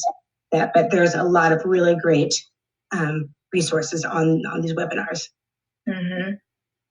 If you're ready to start recording or doing live lessons remotely for guided reading, and you may need a little bit more support, feel free to contact your district literacy coach. They're listed here by zone, and we can walk you through whatever we need support with. Even if you need us to vet one of your guided reading videos before you send it out to your students, we're more than happy to do that as well. And we have attached at the end of this, how to make some of the Google slides and adding audio and doing a recorded website. So there's some templates already added for you guys on this slide presentation. I'd like to thank you so much, Elaine, and thank you so much, Kathleen, for all of your help. This is our last one that we're scheduled for. So we've had a lot of fun doing these PDs. Tara and Andrea, we will definitely miss you, but I want to make sure everybody that is watching, these will be, and let you ladies know that these will be broken up, if not already, for our viewers to have easier access to these because they're long videos and harder to isolate. But we want to make sure that you know that link will be available to you ladies as you do trainings or have people reach out to you, and you can make sure that you pinpoint them and send them to the right direction. So rather than having to reinvent the wheel or redo them. So thank you again for coming. Thank you. And we've also uploaded the video in our Google site too, so they can get it there as well. Awesome. Thanks again. Thank you. You guys are always so wonderful to watch, and have a great day. Have a great day. Thank you so much. Bye. Bye. So if you are just joining us, make sure that you drop into the chat, as our chat is it's scrolling away, and I enjoy to see all those active discussions and questions. And make sure you introduce yourself. I know that my teammates are in there as well. We've got Sade and Russ and Kathleen that are working hard to make sure that we welcome you and let us know where you are from and what you teach, so that we can communicate and learn from one another. So it is a time for us to get to our next presentation that we have. It is 10:30. We have Conscious Discipline for COVID-19 Supports for Educators and Families, which is the part 2 for pre-K through 5. We have Brian Clark, Julie Hilton, and Allison Miller. Welcome, guys. How are you doing?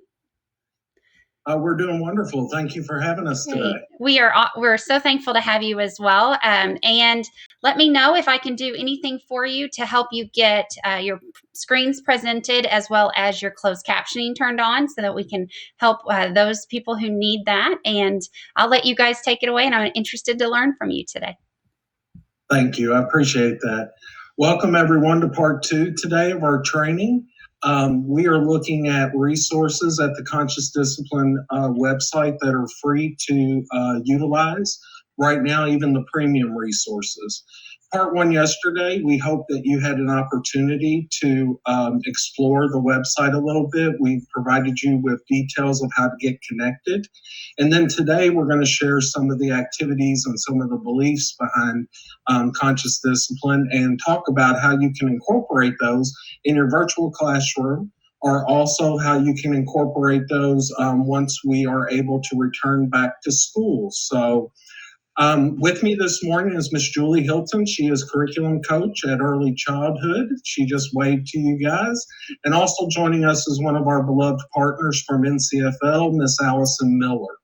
I will be running the slideshow, and we're going to begin with Miss Allison Miller. Good morning, everyone.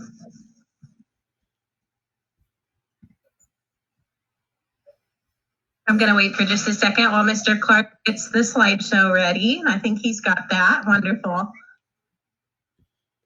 And Allison, if you need to help seeing that slideshow, you'll just click on Brian below so that you can see it. Yes, I have him. Okay. Oh, I don't want it on my screen. The closed captioning is my only other question.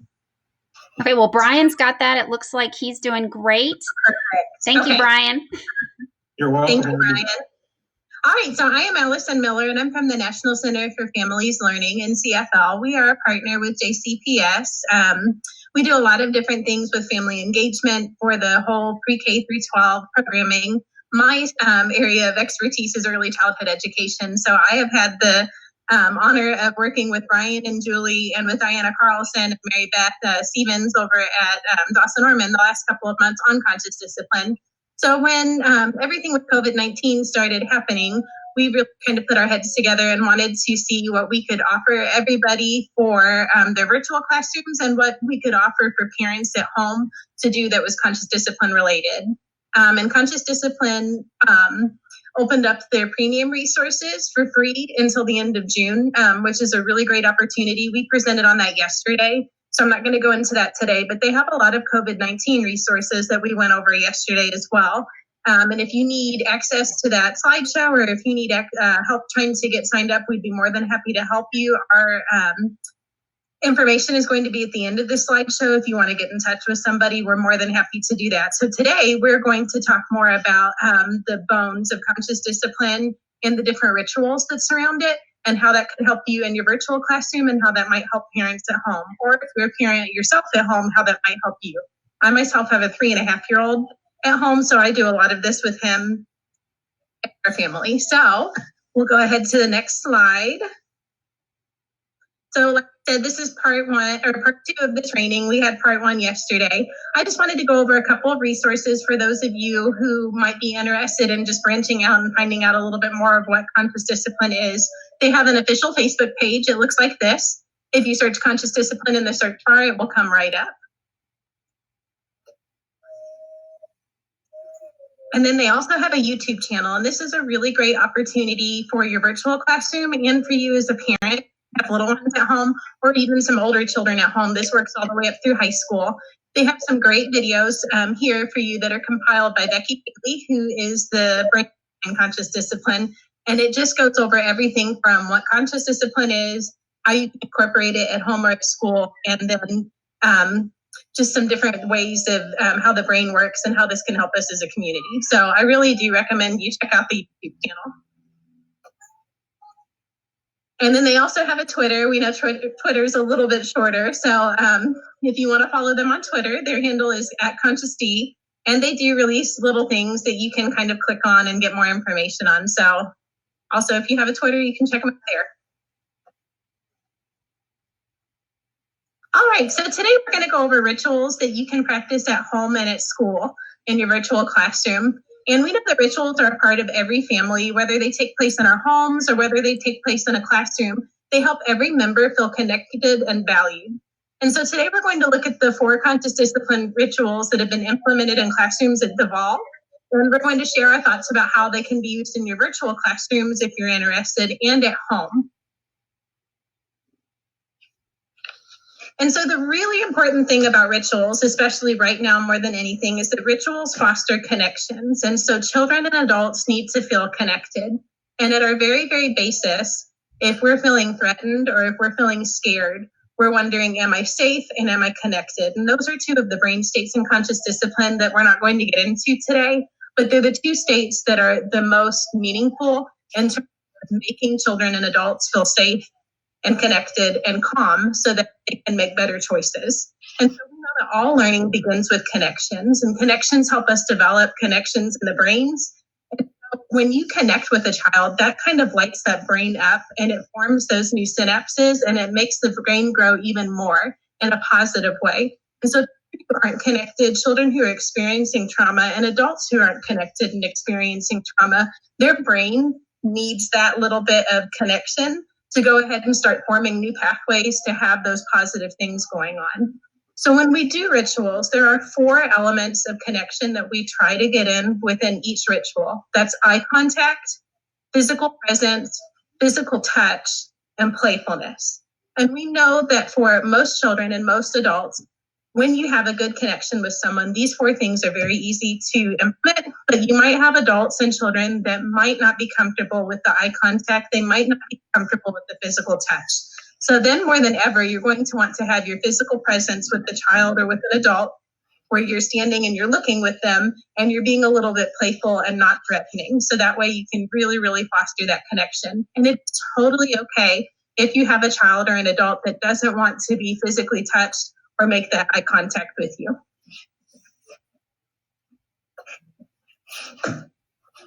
All right, and I think, Julie, are you going through these first 2? Can you? I'm here, yes.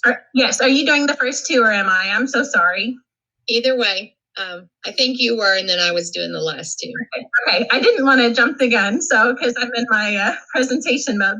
So the first ritual we're going to talk about here is the kindness tree. And this is a kindness tree from DeVal. So you can see it kind of living and breathing in action. And kindness trees are a great way to recognize kindness and connect with children and adults and teachers, both at home and in the classroom. And what that does is that helps them learn about respect and it helps them learn about love. And so within a kindness tree, you would have, so with this one, they have different apples and you might write things that other students have seen that are kind being done in the classroom.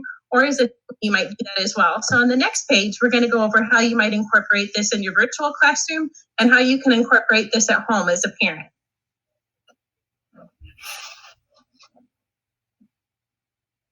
All right, so in the classroom, you could create a question of the day in your Google Classroom stream, and you could ask the students and the families to post acts of kindness. And so that would be a great way to create your own virtual kindness tree and really get those connections fostered and be focusing on positive things right now in your students' lives. That's really helpful for families right now too, because they might be feeling the stress of everything else going on outside of their home. And this will really recenter them and let them look at everything that's going on positively within your virtual classroom. At home, if you're a family with little ones, with middle schoolers, high schoolers, and adults, you guys can sit down during dinner or before bedtime, and you can ask each family member to share a kind action that they noticed during the day. And that's something that I do personally with my son at the end of the day. My husband and I sit down and we just ask, what's one thing that you're grateful for? Or what's one good thing that you saw today? And then we have the wish you well. And so this is really cute. Within a classroom or within a family, it's just a really great way to connect children to understanding what love and care and support for others looks like. So when a student is missing their family, you can use this as a comfort strategy within the classroom. And so right here we see a little wish you well board. And it looks like this little guy is holding up two of his classmates that might not have made it to school that day for whatever reason. And so this within the classroom teaches children to be on the lookout for which one of their classmates are missing and what can they do to connect with them on a mental way. And so you might introduce this at circle time within the physical classroom and just talk about who's not here. Okay, our friends, Bobby and Susie aren't here today. We're going to close our eyes. We're going to wish them well, and we're going to hope that they're okay. And we'll know that we'll see them the next time they come back to class. Now, within the virtual classroom, we've got a couple of other ideas.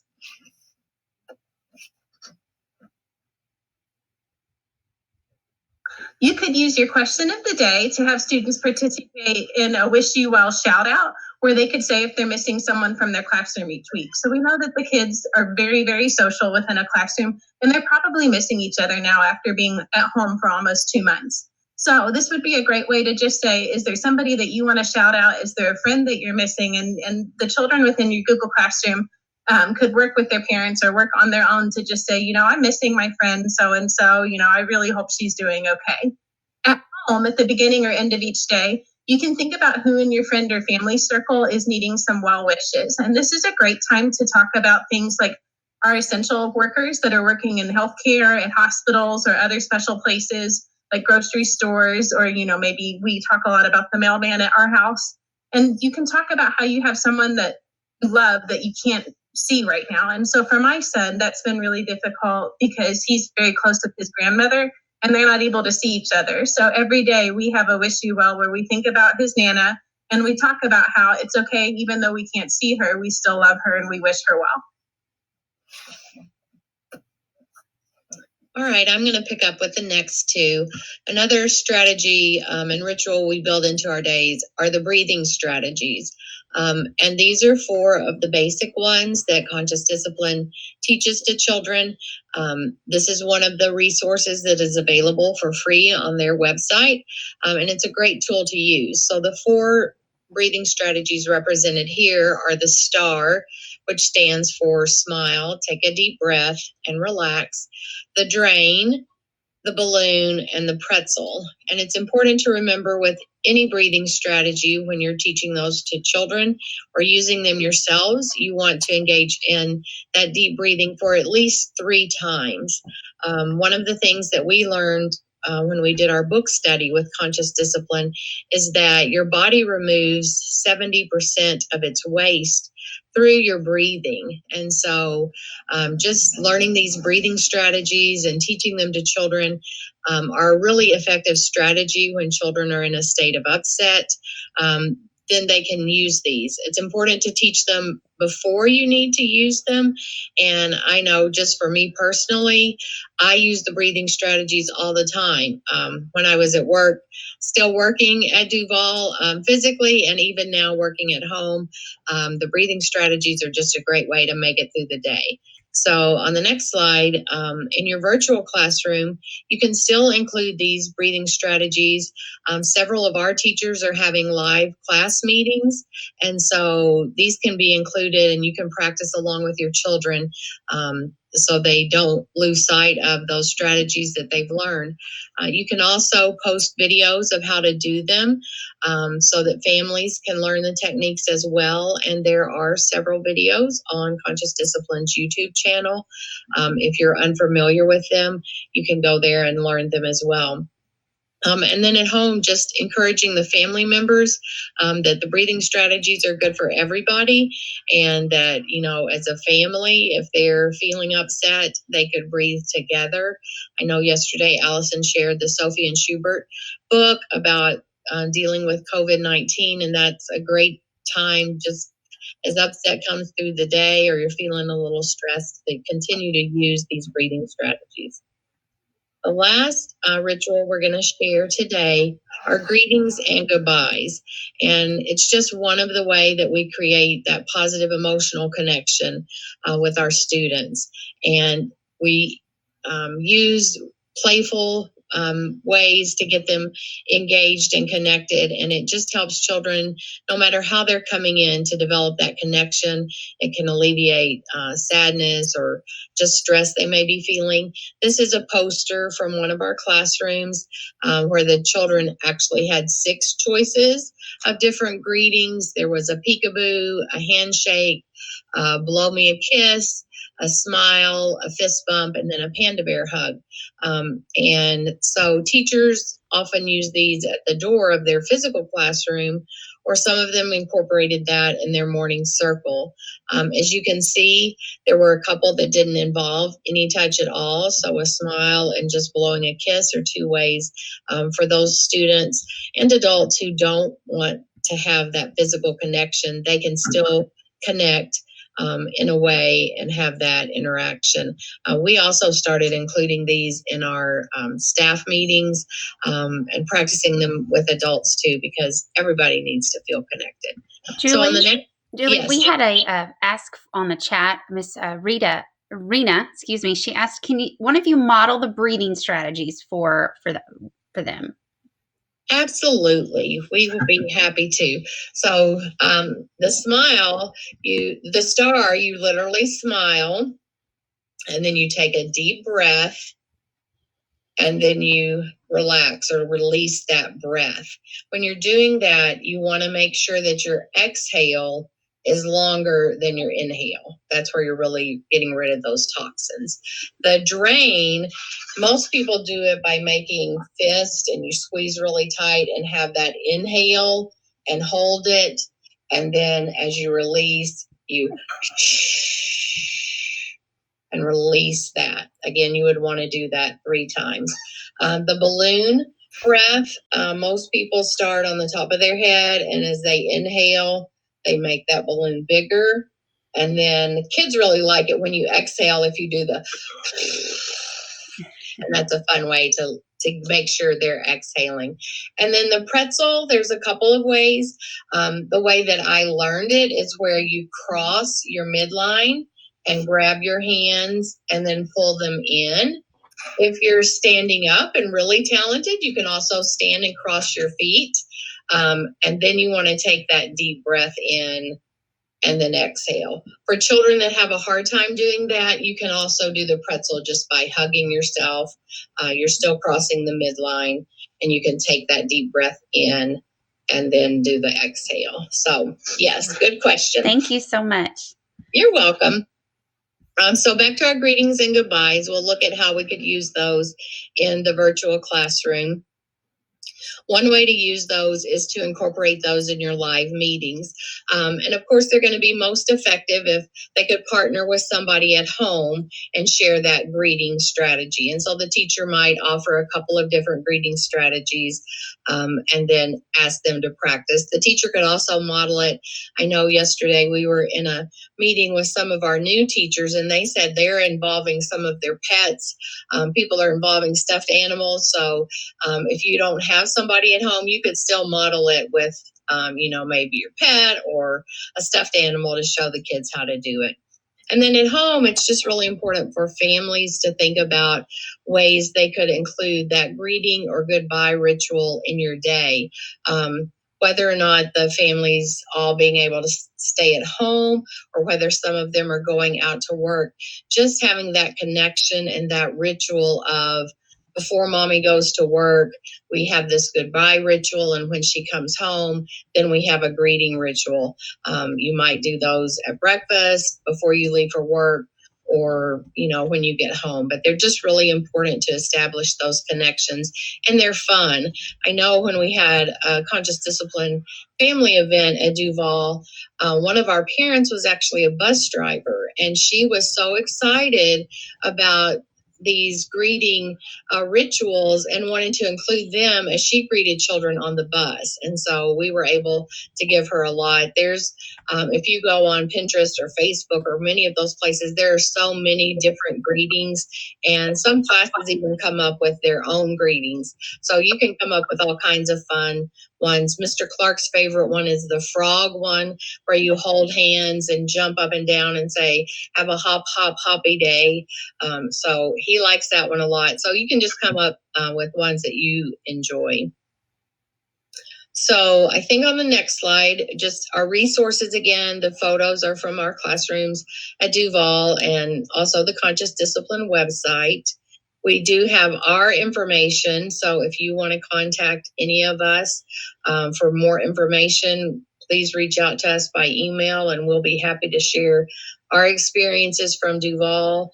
And Allison has been partnering with us, and she's had experience with it in other school districts as well. So you'll have our email addresses. And then we just want to allow these last few minutes to answer any questions that the participants and viewers might have.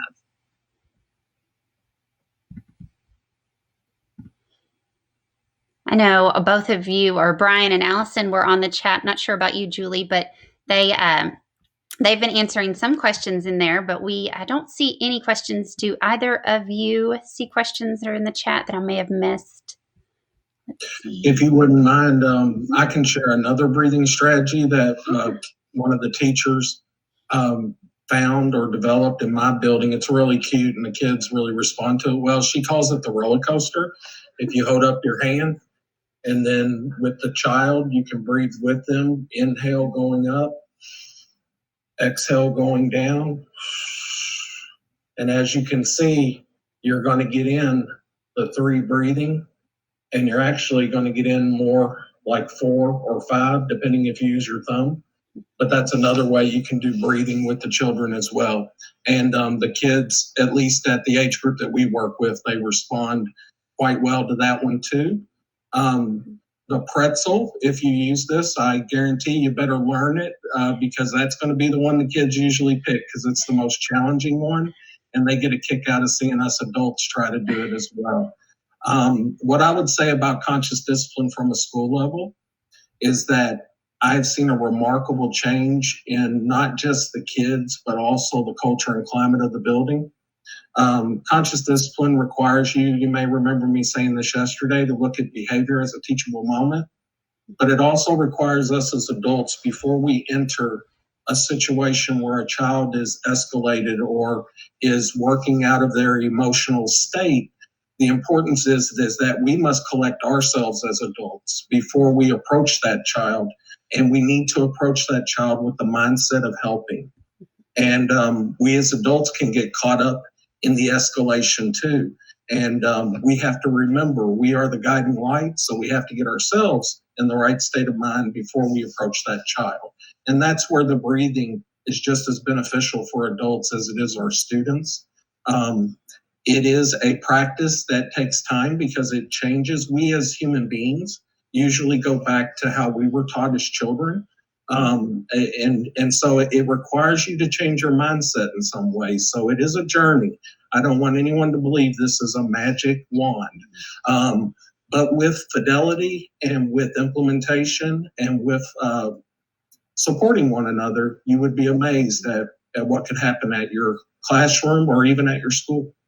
And you're making those, you're creating a habit that these kids are going to have when they get older, and then they're just going to be able to develop that habit. And of course, we know as small children, they're sponges. They just take it all in. And we would have to do it with a conscious daily for 30 days to change a habit. So I'd probably have that little rubber band on my wrist every time I'd slap it, trying to get to remember to do my breathing. But definitely wonderful techniques to do that. And I wonder what how you get different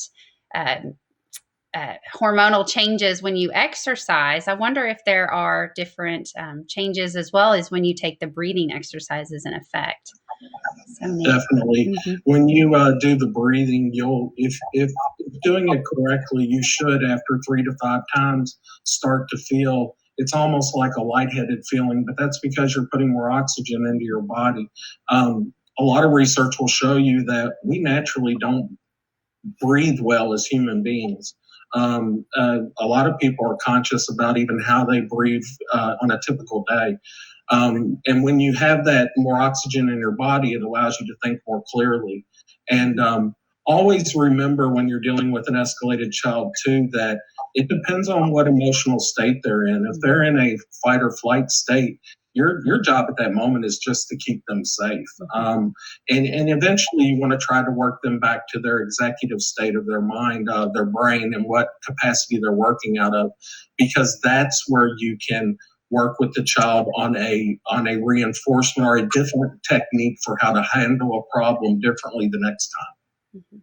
We have so many people in the chat that are thanking you all for the sharing of this information. We've got Darlene King. She says, this truly helps the children calm down in various ways. And Miss Julie, thank you again. She says, this helped the children at Duval to work through their emotions. And we've got Rena Cortez again. I think I've mentioned her before, and Barbara Johnson. Amaria says, great information, Miss Julie and Mr. Clark. Thank you so much. As a pre-K teacher, I love conscientious discipline. And this is K through 5. Am I correct? It is. So the wonderful thing about the program is one of their biggest success stories that they share a lot is actually about a high school kid. This can be done middle and high school. A lot of what we've shared today are the pre-K and the elementary samples. But it's kind of like everything else. You can tailor it to high school. One of their biggest success stories is a young man named DJ Baptiste, who did not come in contact with conscious discipline until he entered his English classroom, I believe, his senior year of high school. And it was a teacher named Miss Porter that immediately connected with him. And he went from a true gang leader. He was even kicked out of preschool. And now he even works for the company and does, he gives his testimony about how it changed his life. And as you explore conscious discipline, you'll even see videos from his grandmother who raised him, where she gives testimony too about the power of it. She even gets into tears at times to talk about how this truly saved her grandson. So I would encourage any middle or high school friends out there, still check out the website. I think you would be amazed at how much older kids love the greetings and the connections as well. And especially, I will say, build on top of what Mr. Clark was saying, if you go to that YouTube channel that we shared, one of the biggest pieces in the series that Becky Bailey has developed is called Making a Bully from Scratch. And she has what she talks about as 5 roadblocks that occur before a child is a full adult, that shape that child's brain and their physical nature. And that wires them to crave like negative attention, to crave hurting, to crave that type of thing, because their brain is so depleted in things like endorphins and all those other wonderful, dopamine, the things that we need to feel calm and feel happy. And so you can look at that. It talks about things that you can do, for adolescents. It talks about, preteens and teenagers and different signs and things that you can work on. And absolutely, conscious discipline is about, when you read the actual book, if you don't believe it yourself and you're not able to practice it yourself and ask yourself, how can I change my mindset to match this? Because maybe the way I was raised and the way I was taught was not this way. It won't be as successful. So it really is birth to death helpful. And you really, for high schoolers, there's lots of other great techniques that they get into. But as Brian said, we really were just presenting more of the younger stuff, because we knew our audience would probably be a little bit younger. This is wonderful. And I'm going to I'm going to tell you, Julie, I love your sweatshirt. Go Racers. Go Racers. That's right. Mr. Clark too. Yes, good, Mr. Clark. Yes, as an alumni, I love to see your sweatshirt. It made me smile. So thank you again for sharing. Go ahead. I wanted to just share one thing. I know sometimes as a teacher, I've gone to trainings and you think, oh, that sounds nice, but kids aren't going to do that. What, you want kids to touch each other and do I love you rituals? They can't do that, not 3 and 4-year-olds. And we truly have seen it work in many of our classrooms. If you invest the time and teach the children, they can do it, and it truly makes a difference. We've had some of our toughest kids learn to use these self-regulation strategies and be able to recognize when they're getting upset and go and get a pinwheel and do a breathing technique where you smell the flower and blow the pinwheel. And it's a wonderful program, and it truly, I think, gets to the heart of the matter by looking at those brain states and how we can help children from an early age develop the self-regulation they need in order to be successful. So, we just encourage people to learn about it, reach out. The resources are great. I could spend hours and hours on the Discipline website just watching the videos and learning more. So. Well, thank you again. And like they said, if you need anything, just reach out to them and they'll be glad to help. It is 11 o'clock and we have our next presentation. We have Gleck is taking over Thursday ECE progress monitoring for academics. And as a previous ECE teacher, or still current ECE teacher, I get excited to see these. And we have Christina Hill and Kelly Dockery. How are you guys doing? Doing great. Good morning. Good morning. Good morning. We are excited to learn from you today, and as I know, progress monitoring is extremely important, and I want to see what you guys are going to teach us today. Thank you. Hello, everyone. Thanks for joining Christina and I today. We are both from the Greater Louisville Education Cooperative. Our mission is to enhance the educational opportunities and outcomes of students by delivering services in partnership with the Kentucky Department of Education, with districts such as JCPS and KSB, an Institute of Higher Education. We have been invited to discuss progress monitoring and will share resources and examples along the way. Hello, everyone. I'm Christina. I'm so glad that you guys were able to join us today. Just a quick note that JCPS will have ECE staff on live chat to answer any questions. And today, again, we're focusing on progress monitoring. So progress monitoring really is about determining the effectiveness of our instruction. And so this is it's a cycle. So we instruct, we progress monitor to see how effective our instruction is, and it goes on and on. We instruct and progress monitor. And the role of a teacher is one of the most important roles of a service provider, because when we provide the specially designed instruction, that addresses the unique needs of our students while enabling our students to make that progress in the general curriculum. And so again, you see that visual, it's showing us that we have to instruct and progress monitor to determine effective instruction. And one should not occur without the other. So we shouldn't be instructing without progress monitoring, or vice versa, progress monitoring without instructing. COVID-19 pandemic. Before we move further into our instruction progress monitoring, let's talk about what is happening in our world today, a pandemic. We are in an unprecedented time. This means that we are faced with tasks that we take us out of our comfort zone. Yes, I'm talking about technologies to instruct and gather monitoring data. Even though that we are facing difficult times, service providers like you guys are rising to the occasion. Just remember to follow the district's guidance for the non-traditional instruction. Learning at home. We know that this is not easily juggling everything. Many service providers have little ones at home and are trying to teach students while helping their own with homework. Hopefully you can find a tiny corner in the house to decide for instructing and progress monitoring students' performance. Instruction and progress monitoring with technology. For some students, we may be able to use technology to instruct and progress monitor.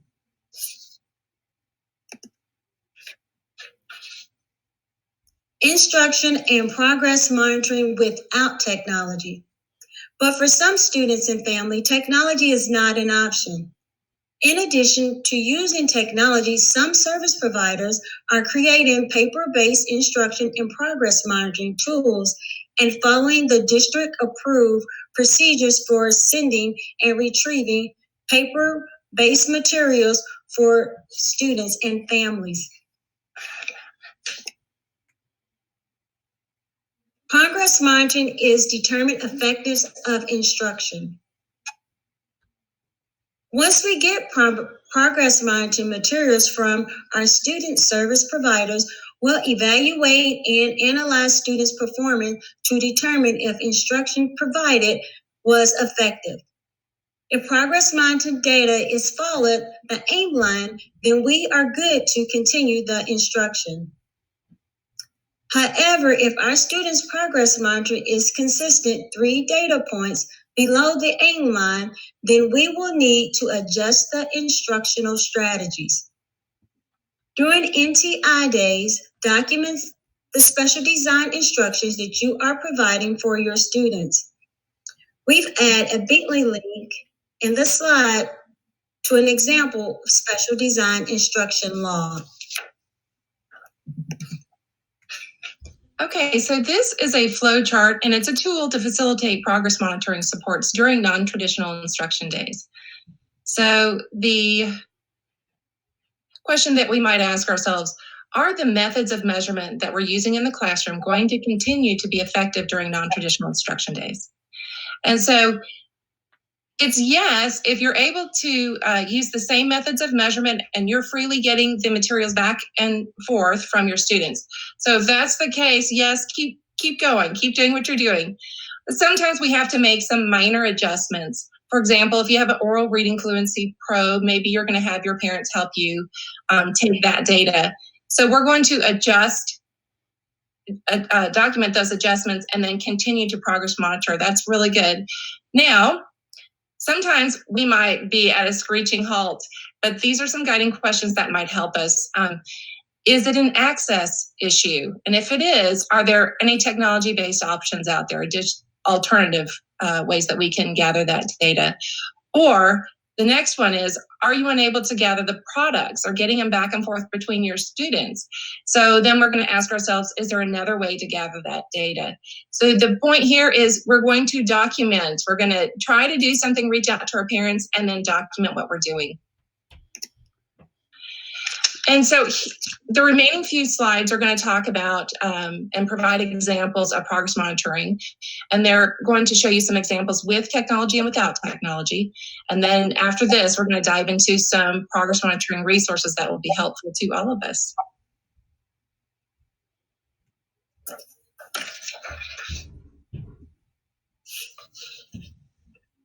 The following are additional examples of how to progress monitor during non-traditional instruction days.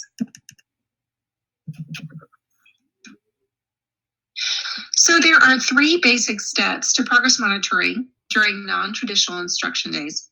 The first step is to send your progress monitoring materials to your students.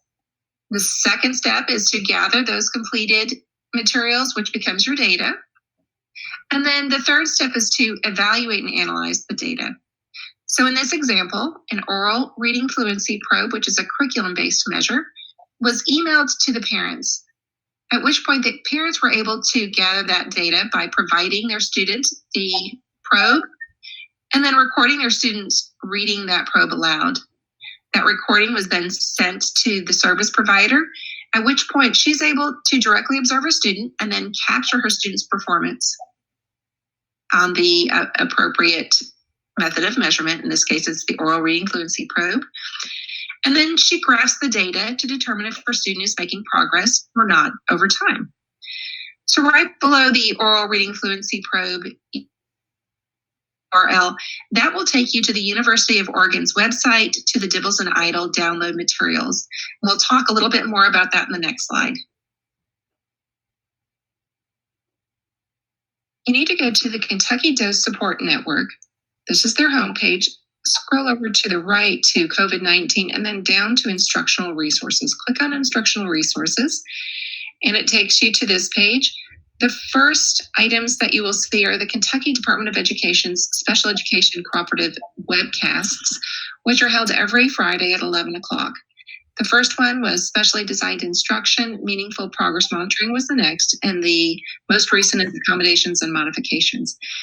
But scroll down because we're interested in the Progress Monitoring tool. Go to Sources for Baseline and Progress Monitoring Tools. Click on that link. And it takes you to this wonderful resource that was developed by the Kentucky Special Education Cooperatives. There are 9 special ed cooperatives across the state. If you scroll down to the next page, you'll find curriculum-based measures resources. And we're looking at basic reading fluency. The first tool is Dibbles K-8 curriculum-based measures. Here is a brief description that's in the center. And then go ahead and click on that link. That link is going to take you to the University of Oregon's website, the Dibbles and Idle testing materials downloads.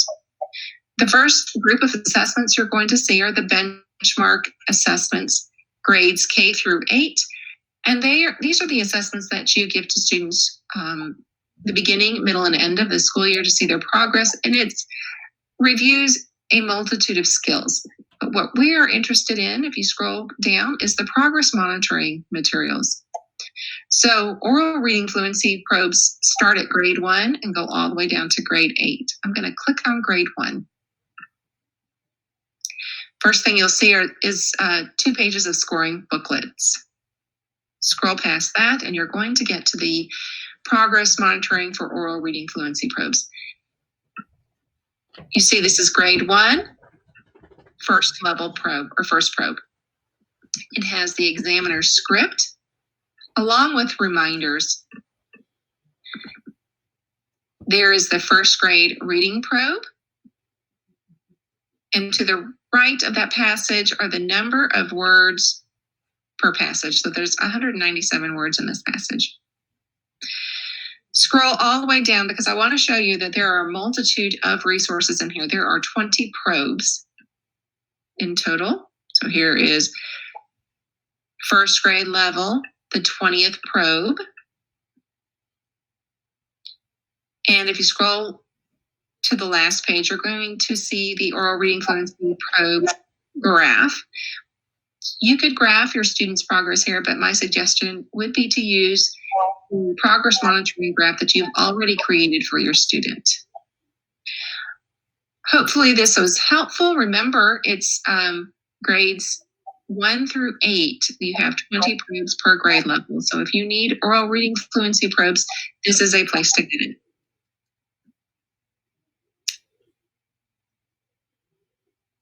Okay, so we are going to take a closer look at some of the additional progress monitoring tools. That was one. I'm going to click on Kentucky Dose Support Network, but this below it, there's a link to the sources of baseline and progress monitoring tools, which we looked into with that video.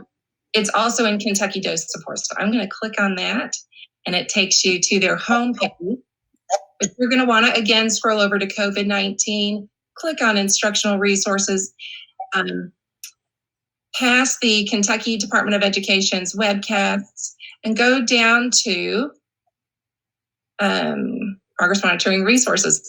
The first one, again, is the sources for baseline and progress monitoring tools. But look below, there are also additional resources here for you guys. But I'm going to click into the sources for baseline and progress monitoring because it has so many resources in here. Remember, we're going to use what you already have been using. So if something is you're using for progress monitoring and you're able to do that, please do that.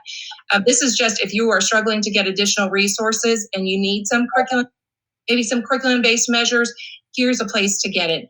And let me walk you through the overall look of this resource. The first It's broken into 3 sections. So the first one is curriculum-based measures. The second one is direct measures. And the third one is indirect measures. So again, we clicked on the Dibbles K through 8. They had the oral reading fluency probes, but they also have nonsense word fluency, phonemic segmentation fluency, word reading fluency. There's the link to it. Also, Intervention Central has letter naming, letter sound fluency, additional oral reading fluency probes. There are resources for reading comprehension. For example, MAZE is an assessment that assesses reading comprehension. So Dibbles has that. Intervention Central, Easy CBM. Hopefully, Kelly, remind me if I have some time, I want to go back to Easy CBM because that is also chock full of resources. Written expression, also there are some curriculum-based measures here. Math, they've got Intervention Central for math fluency and math computation. So you see, I'm going to keep scrolling down. So direct measures, this is where we have to directly observe a behavior of our students. So there are several here. We've got, if you are assessing sight words maybe, or Dolch words or fry words, they're right here if you guys want to look at those. There's a checklist for letter sound recognition, running record forms. Let's see. Sorry, reading comprehension checklist. Now here's the thing that we might struggle trying to get these resources back and forth from our parents. And so there is a frequency count, event recording. I'm just going to click into event recording. So it'll take us to another website. This is, I believe it is the University of Kansas website. Here is the event recording form. So you would click on that. It's going to download that form for you. And then you open it up and you can see the form and then the directions above it. So let's get me back to my screen. Aha, found myself. Okay, time sampling forms. There's a video for time sampling. There's some additional learning tools in here as well. Interval recordings, duration, latency, ABC, anecdotal recordings as well. Now remember, if you're doing ABC or anecdotal, we have to pair that with another method of measurement.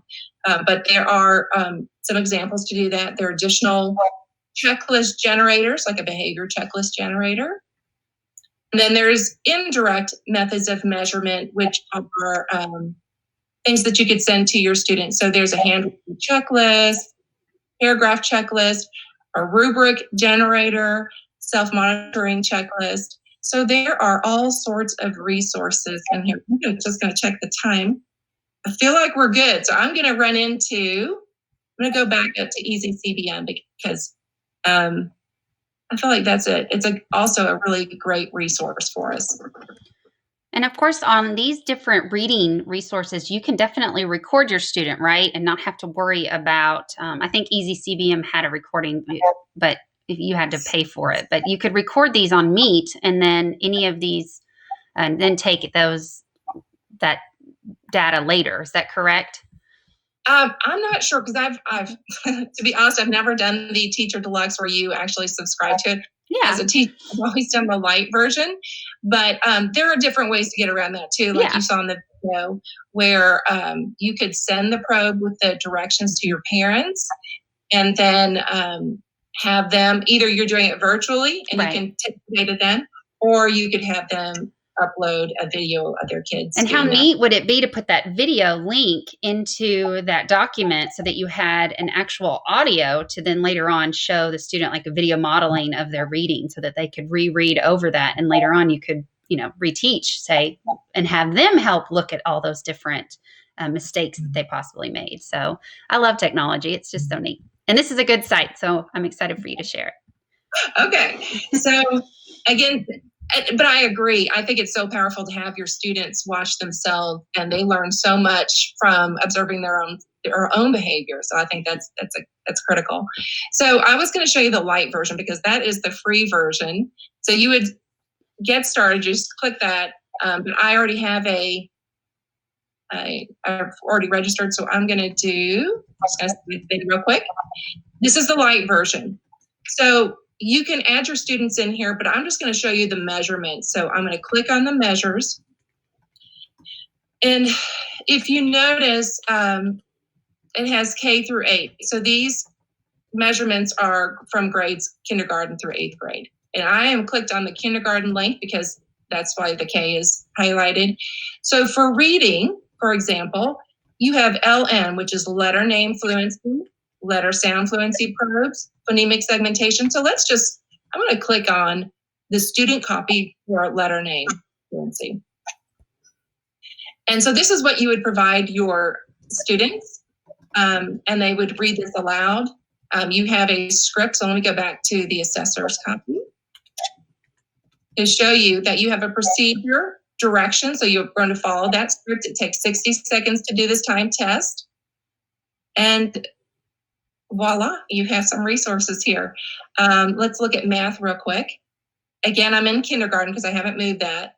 Let's look at and look, take online. So you can have your students take these assessments online. And let's just look at the student copy. So this is kindergarten level assessment. All right, let's just dive a little bit deeper. Let's go into 6th grade. Let's look at 6th grade. Here we have reading, passage reading fluencies, and let's look at the student copy. And you would give this to the student. And the teacher would have their assessor copy. And so here are the directions, and then you can follow along, take your data on here, and then determine how many correct words per minute that they read. I'm sorry, I'm looking at the time. So let's look at some math for 6th grade as well. So I just wanted to show you that there are tons of resources available for us if for some reason we don't have our materials to give to our students, or we're just looking for some additional ideas. So here, those were some of the progress monitoring tools.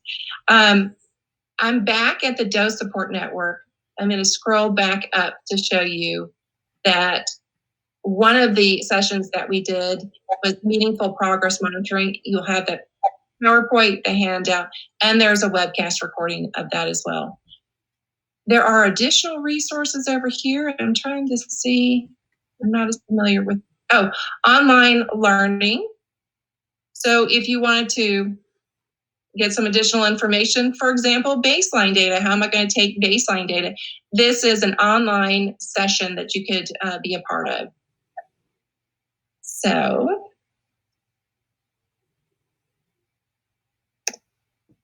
all right, Kelly. All righty, thank you so much for joining us today. We applaud you for doing the wonderful services you're doing with your students. Are there any questions in the chat box for us? This is Melissa. Hey, thanks guys. We really don't, but I didn't know if maybe you could give some examples because we have about 8 minutes left. Yeah.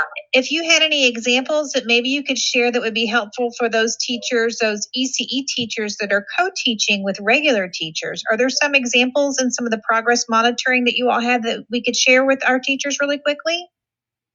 I think in co-teaching, it's the same thing. We're going to progress monitor whether we're in co-teaching setting or your resource setting the same way. You're going to look at your IEP, look at the method of measurement, and determine, hopefully you can do the same method of measurement, the same things that you're doing, and getting the data that way. But if not, basically you're going to follow. You might make some tweaks, or you might really think about talking to the parents if we're struggling, being sensitive to the parents' needs, kind of being a detective, and critically thinking and problem solving ways to progress monitor. But I can go back. Let's go back and look at some additional resources. And while you're flipping back there, my other question might be in thinking about that co-teaching and ECE, collaboration, would it be appropriate to maybe work with your regular education teacher with some of these resources and ask them to collect the data for you, and then you collaborate after they did that? Would that be something that could be used? I think so. I mean, as long as we're getting the progress monitoring data, and then I think it doesn't really matter who it's coming from, as long as it's the same method of measurement that's in the IEP, then I think we're okay. So if somehow the reg ed teacher wants to deliver that progress monitoring tool to their students, then they can do that as well. So and I just want to clarify something that you just said, right? You said it as long as it's the same method of measurement. We may have to alter that specially designed instruction because we are in this non-traditional learning, but we are still obligated to use that method of measurement. Is that what you're saying? I'm saying, yes, I think that the best that you possibly can, you're going to want to do the same method of measurement. So yes. And progress monitoring, we have to progress monitor, and we're going to graph our data just like we have been before, and we're going to analyze our data just like we have been before. But on the graph, while we're talking about this, you might put a line. It's a good procedure to put a line where your NTI instruction days started. So instead of saying, I'm changing my instruction, really you are kind of changing your instructional strategy here. And that way, if the data is looking a little different, we can go back and talk about why that may be occurring. And then also, if you are struggling getting your progress monitoring, that would be a good place also with your parent contact log in Infinite Campus to insert, your attempts and the responses. So let's look at some of the additional instruction materials. I'll go back down because this is so rich in resources.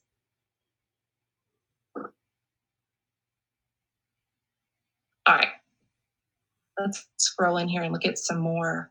What do you think? Let's look at some time sampling recording. How about interval recording? Again, this takes you to the University of Kansas. And down here, so every page that you go to, you're going to have to kind of look around to find the tool, but on this page, it's below.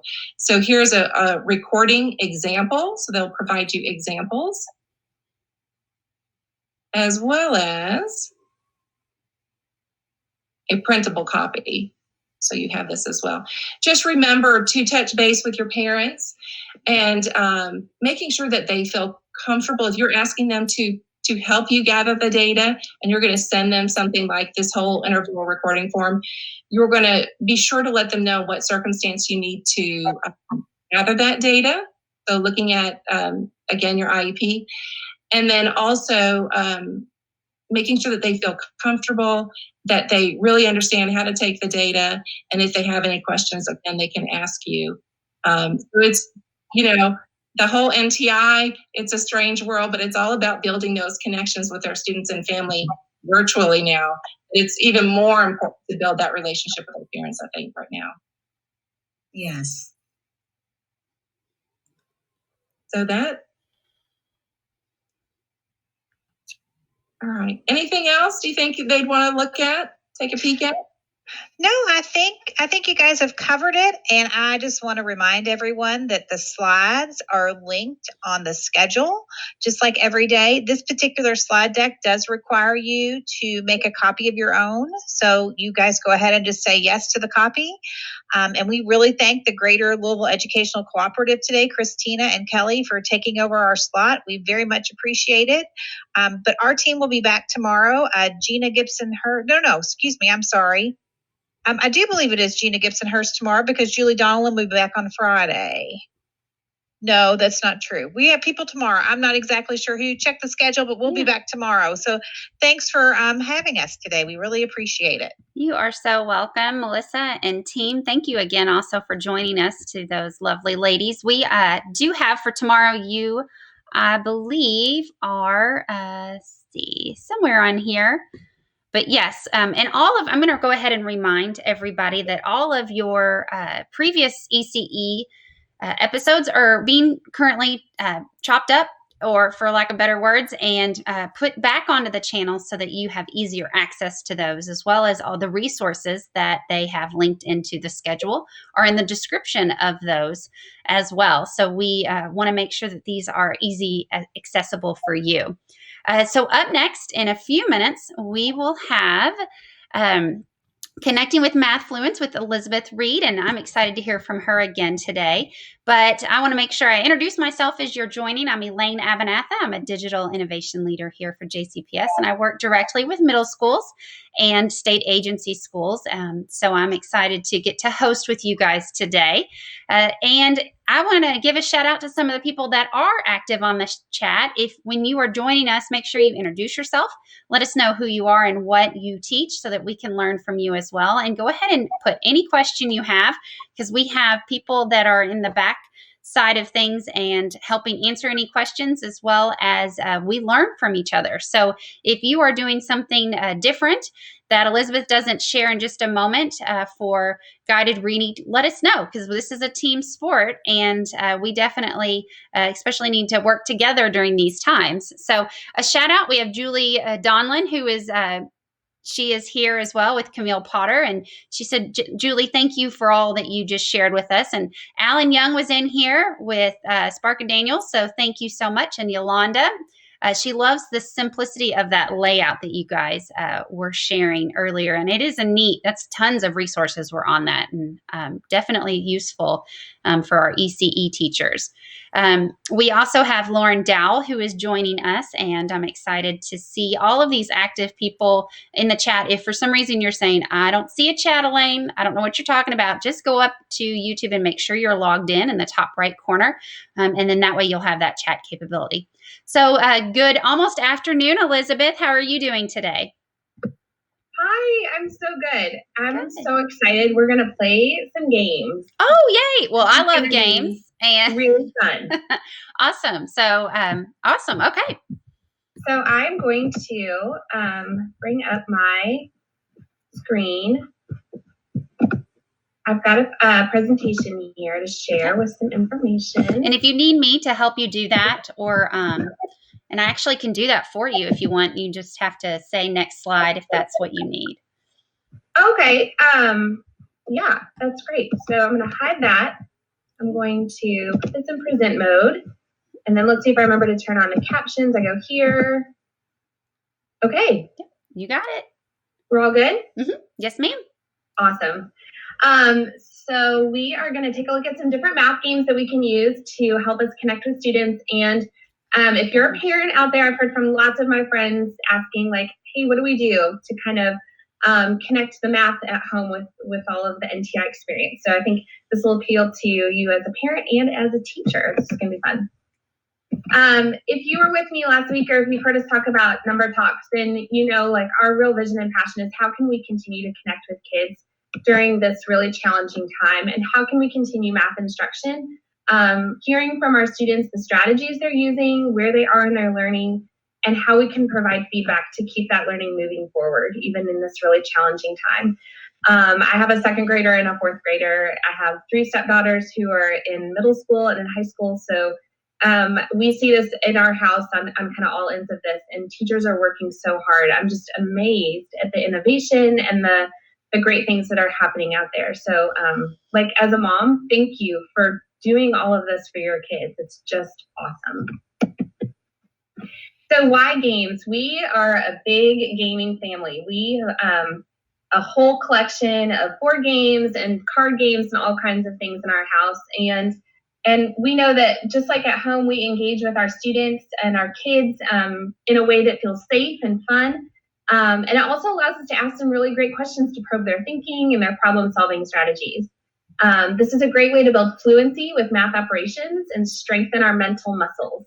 And we want our kids to continue to build those strategies for being flexible and efficient thinkers when it comes to number, and games really can help us achieve this goal.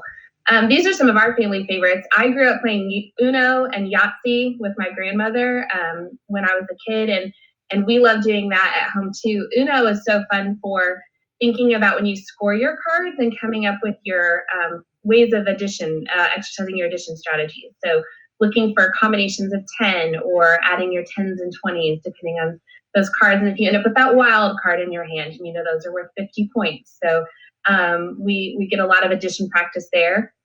With Yahtzee, we do have conversations around probability.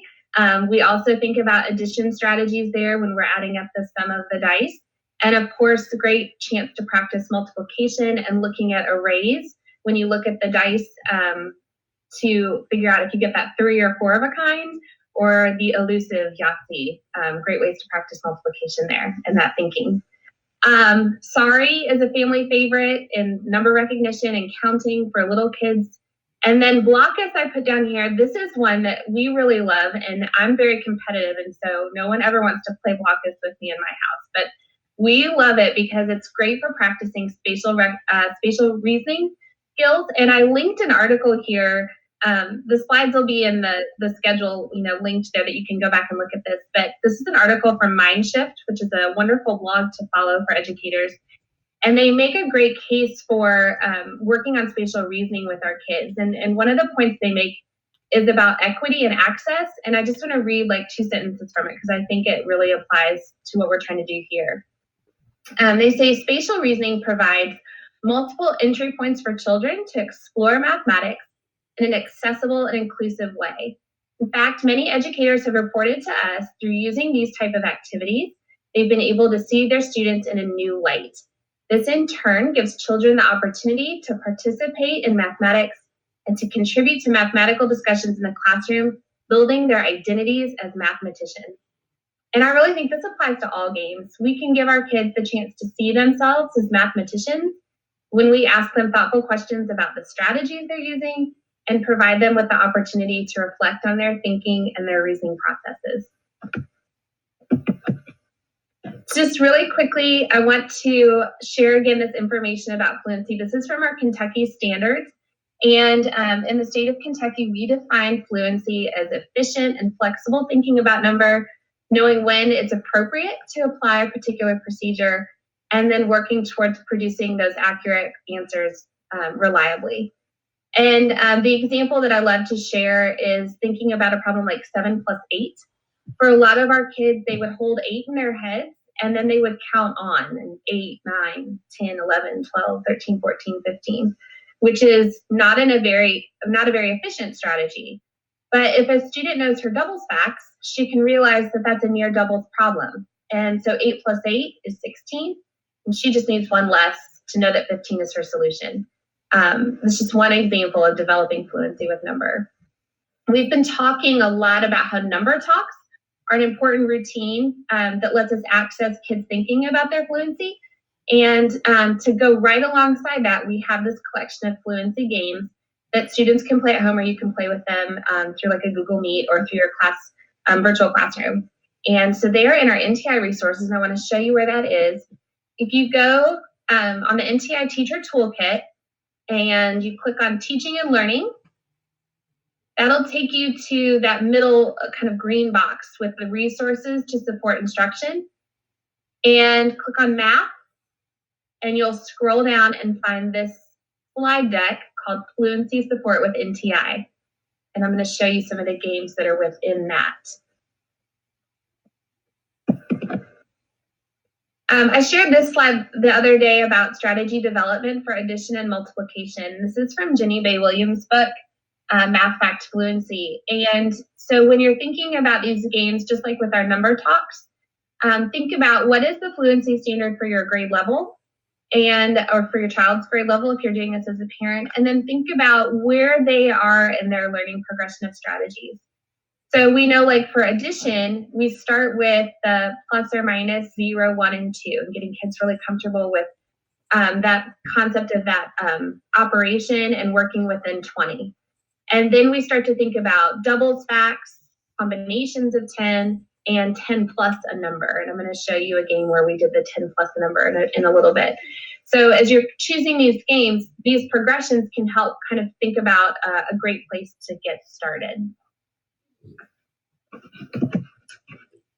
And so let's take a look at that slide deck. So I have this linked here as well as through the NTI page. So I'm going to click on my link and open the slide deck so you can kind of see how it's set up.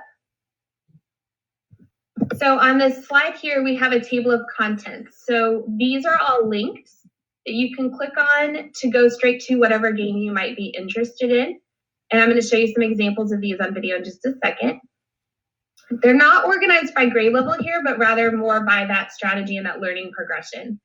So if you're working on that adding and subtracting within 20, you might want to look at some of these games here in that section, like Clear the Board, Sum War, or Salute, or Target Difference. So you can click on those and it'll take you to a slide all about that game. Within here as well, just for a reference, we have that same information about fluency. The grade level standards are here just for a quick reference guide. And then this I really wanted to point out. This is a great resource that you could share with families.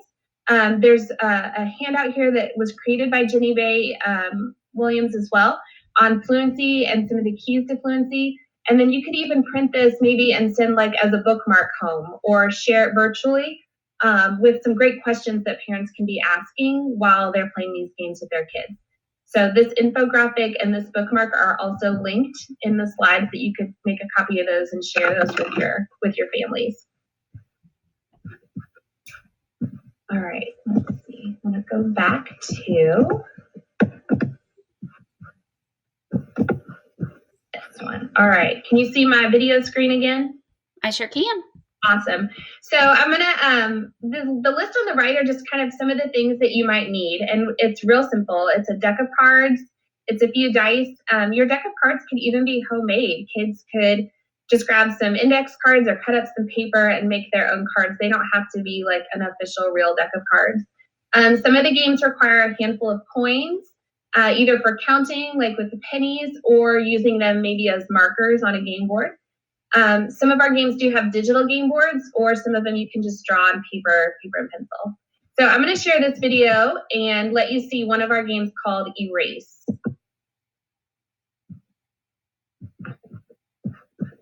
Oh, hang on, we need volume.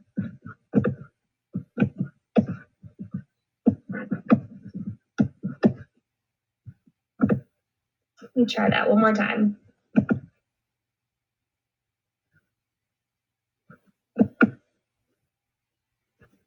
If not, I can try to get onto it. It's like underneath my little bar here. I don't know how to move that bar out of the way so that I can get to the unmute. Yeah, if you just make it be still for just a second, that bar should go away. But if there not, we go. Oh, it did.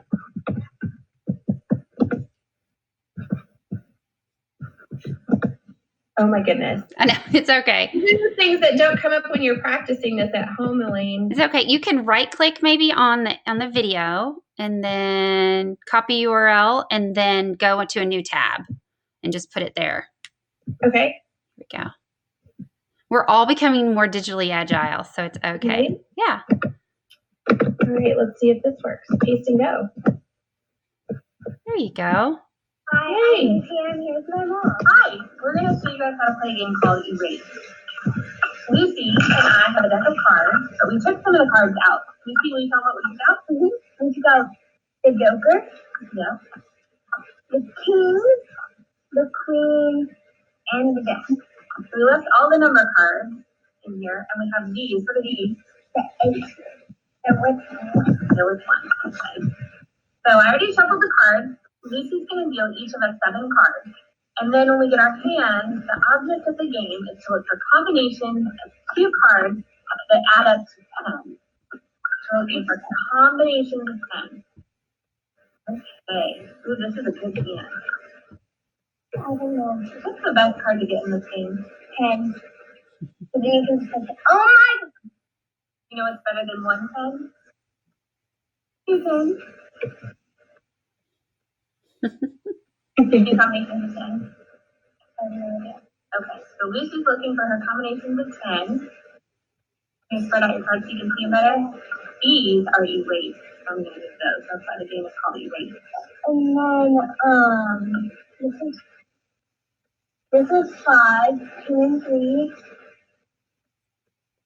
You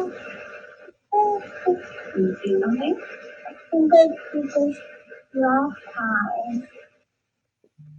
So you can have multiple cards. It doesn't just have to be 2 cards to make the 10.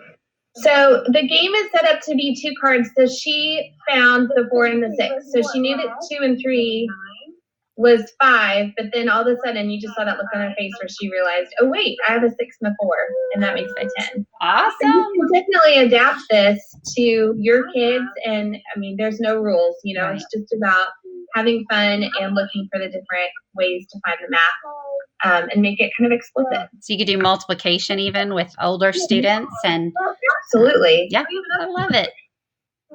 So, one of the things that I would love to encourage you to do is to think about ways that you could create your own videos like this to share with your kids.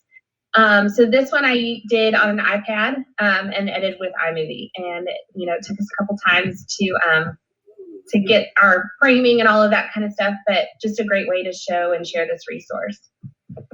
So I'm wondering in the chat if you all might share some things that you noticed or wondered about that quick little snippet. What are some things that you noticed or wondered when you watched us play that game? I don't see anything just yet, but as they're typing away, I'm wondering if we could even add a time limit to this, which would be neat for a student. And then even you could require it only to be the same suit or even same color to make it more difficult, possibly. Absolutely. Add more decks even to it. Yeah, there's tons of ways that you can differentiate and adapt this for your child. So hopefully you noticed also lots of questions that I was asking her. How do you know that? How did you figure that out? Adding in other questions like, is there another way that you could have done that? And you saw her use her fingers to do her counting on. So that was one of the things that she and I talked about is how could you know if you didn't count on it? Could you have subitized and just seen the 4 and just seen the 6? Do you have automaticity with that fact? So just kind of pushing on her thinking a little bit. And then maybe some things to wonder is how this might look in an asynchronous situation. How might our students reflect on their strategies and record their thinking and their growth? And then even how could this provide some evidence for the backpack of success skills? So these are just some things to think about as you start doing these with your kids. And of course, we love hearing all of your ideas and innovations. So please share with us if this is a challenge you take on and come up with some ideas. So I saw a question pop up in the chat about passing out more cards after we both made 10. We used our hand of 7, and after we made our combinations of 10, we score based on what's left in our hand. So then we had to use addition strategies to think about, I had 3 cards left in my hand to think about what that added up to figure out who had the lower score. This is another game. This is a slide from that deck. This is a game called Square Deal. And this is one where I wanted to share it because we created a digital game board for this. And on the slide in the deck, you can click there at the bottom to get that digital board, or we also have a printable one. And the object of this game is you put 10 cards spaced up between you and your partner, or a 10 card, not 10 cards, a 10 card, sorry. And then you take turns drawing a card and adding it to the 10. So this is one of those games that's great for kindergarten and first grade, thinking about your teen numbers and 10 plus a number and what that equals. So I want to share with you an example of this. And while you're watching this, I have some questions for you to think about while you're watching this example. And this is a video that we made. We're using the digital game board and we're using Screencastify. So here's how this works. Here's the square deal. We're going to take our cards, and we have all of our number cards and our aces, and we're going to place a 10 card in the middle of our work area. We're going to take turns drawing a card and adding it to the 10. And what I'm going to fun is we're going to move our counter on the board. And do you want to be red or yellow? I'll be red. Okay, so Lucy's going to be red. So draw a card, Lucy. And show us what you have. So we have 10 plus what? An ace, what's an ace worth? 4. So what's your total? 11. Okay, so now you take one of your yellows. counted, your red, sorry, put it on an 11. Now the object of the game is to get 4 counters on the board in the shape of a square. Now it's my turn, and I have 10 plus 7. 10 plus 7 is 17. 17, and so I'm going to go here. Okay, your turn.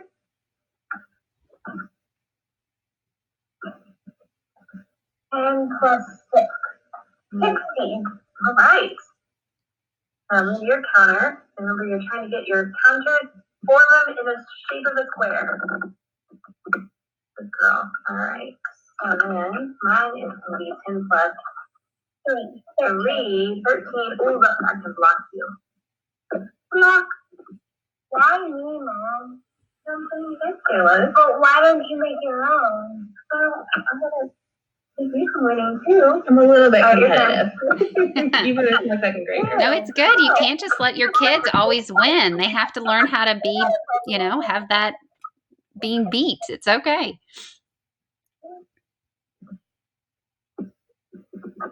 Yeah, because she just realized if she would have gotten that 12 and I hadn't blocked her 13, she could have won. So what I also love here is that this is a great way to practice subitizing. Subitizing is looking at that card and just knowing what the number is without looking at the digits, right? So if I look at an 8 card and I see 8 hearts on it, and I just know that that's 8 without having to count them or look at the digit that's on the card, that's subitizing, which is a really important skill that even has implications all the way up into algebra when we start looking at patterns and being able to write equations based on patterns, which is really amazing. And I was just thinking, I know this is math, but I was just thinking we could also do this with reading. So if you had, your reading cards and these were your sight words, then if you could read that, then you got to put your thing on there. So this is a great game. Yeah, absolutely. And so if you click on that digital game board on the slide, it'll ask you to make a copy of it. So then you'll have your own copy. You can do whatever you want with it. You could take out the numbers and put in words or change the numbers. So if you wanted to do this with multiplication, I saw Danielle posted about adapting these for multiplication. You could put in different products and then try and come up with the factors on your cards that you're drawing. So lots of great things. And looking for those strategies. So we were listening for her to be able to subitize and quickly know that 10 plus a number made that team number. She's in second grade, so she kind of has some more automaticity with this. But if you're doing this with a younger kid, you're really listening for them to be able to share how they know that it's 11 or 14 or whatever it might be. This is another example I want to share, and I'm watching our time here, so I want to make sure we get to share a couple other things here. But this is the Go Fish for Tens. This is great to play with 2, 3, 4 people. We recommended starting with just 4 cards, but when I played it with my nephew in first grade, we actually did go ahead and start with 7 cards. So again, this is really adaptable to your kid and your student, what they can handle. So just like in Go Fish, we're looking for pairs, but we're looking for ways to make 10. And so we want to encourage that math talk, which I have sentence starters there at the bottom.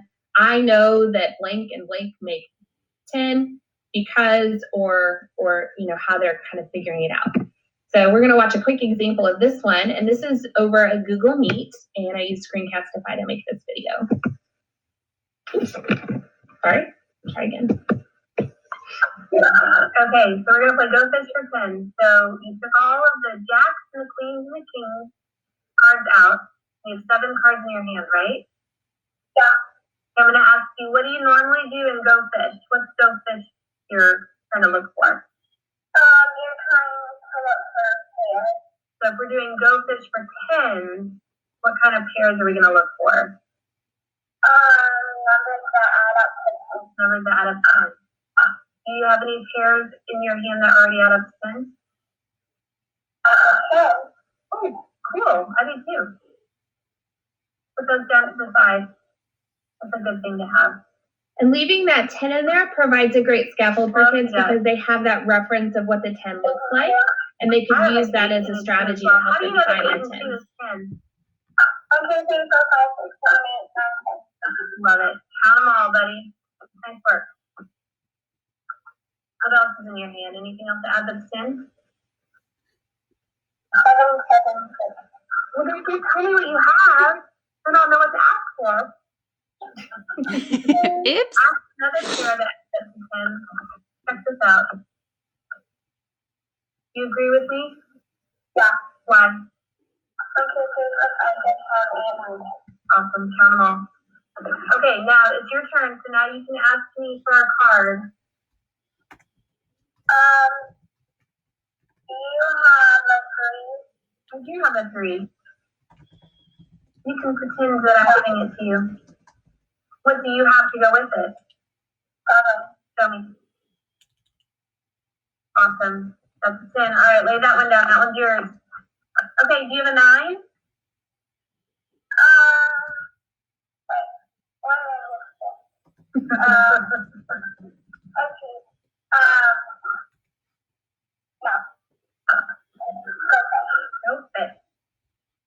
So when I worked with Hudson on this, I noticed he was counting all every time. You probably heard him. He started at 1 each time. And so with him, I talked to my sister-in-law and I was like, hey, let's work on counting on with him. So if he chooses that bigger number, like if he has the 6 and 4, let's think about starting at 6 and then counting on the 4. So he's building that efficiency with his numbers and moving through that progression of strategies. This last one I want to share, this is actually a game that my 4th grader and I made up. We needed a way to practice subtraction. And so he and I played around one day and we developed this game called Subtraction Solitaire together. And we also using the deck of cards with the aces 1, and we made the 10 equal 0 because we wanted to be able to focus on regrouping and we wanted to have something to represent 0. So we dealt 2 rows of the 3 cards face down, and then we flipped them up to read the 3-digit numbers. And you can see a couple examples of how we did that here. And then we worked on finding the difference between the larger number and the smaller number. And we used base 10 blocks to help us look at how we decomposed the place value and regrouped those numbers. If you want to have some online base 10 blocks to play with, I've got a link to the Math Learning Center there at the bottom of that slide. And Andrea posted an on-demand kind of video going over those resources. Those are wonderful, free virtual manipulatives that anybody can access. No login, no email or anything required. So this could be an additional challenge. Can you have your students create a game to practice their math fluency? So as we wrap up, these are the questions that we started with, looking for ways to connect with students, to keep our instruction moving forward, to keep hearing their strategies, providing them with feedback and thoughtful questions as we work with them in their development of fluency. And taking it further, let's think about how could we use evidence of student thinking gained during these games to plan their next steps in learning. So as we start to access their thinking and we hear their strategies, what can that tell us about where they are in their development and what we can provide next as far as intentional tasks and things for them to do in NTI? And how can we support caregivers and then give them the question stems that they can ask their student while playing the game? So we have those couple of resources, but we'd love to hear what other ideas you all come up with about how we can convey this information to families. And then how could a student create their own game to develop math fluency, kind of like that subtraction solitaire? So we'd love to see what kids come up with as well. And we are using that Twitter handle, JCPSKYMath. So we have another Twitter chat tonight. We did it last Thursday. It was so fun. Andrea's going to host again tonight at 8 o'clock. And so please join us on Twitter to talk about how you're playing math and how you're using number talks and all of these things together to keep developing our kids as mathematicians and letting them see themselves as mathematicians even in this NTI experience. You're awesome, Elizabeth. This everybody in the chat is just going on about, oh, thank you for the games. Thank you for these great resources, and make sure that you pat yourself on the back. And these are great and I know you have a great team as well that help create these. So I'm going to have to probably. Andrea's got an on-demand out there about using the games, and she put all those together. She's just amazing. I'm so thankful to have her leadership and learning. Like, I've learned so much just getting a chance to play these games with my kids is just really fun. So I hope you all try these out and let us know how it goes. Absolutely. Are there any questions in the chat or anything? I didn't take a look. I don't think so. Just some good shout outs, thanking you for sure, and making sure that that they introduce themselves and awesome. Those type of things. So you're also, are you getting to come back in the near future on the show?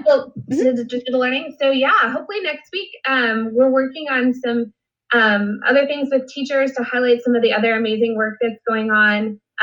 And so yeah, we should be on the schedule for next week, maybe talk about games again, and then some other things that we can share. So in the meantime, join us on Twitter tonight and pop in on office hours any day of the week. We're there from 10 to 11 every day. We love seeing all your faces.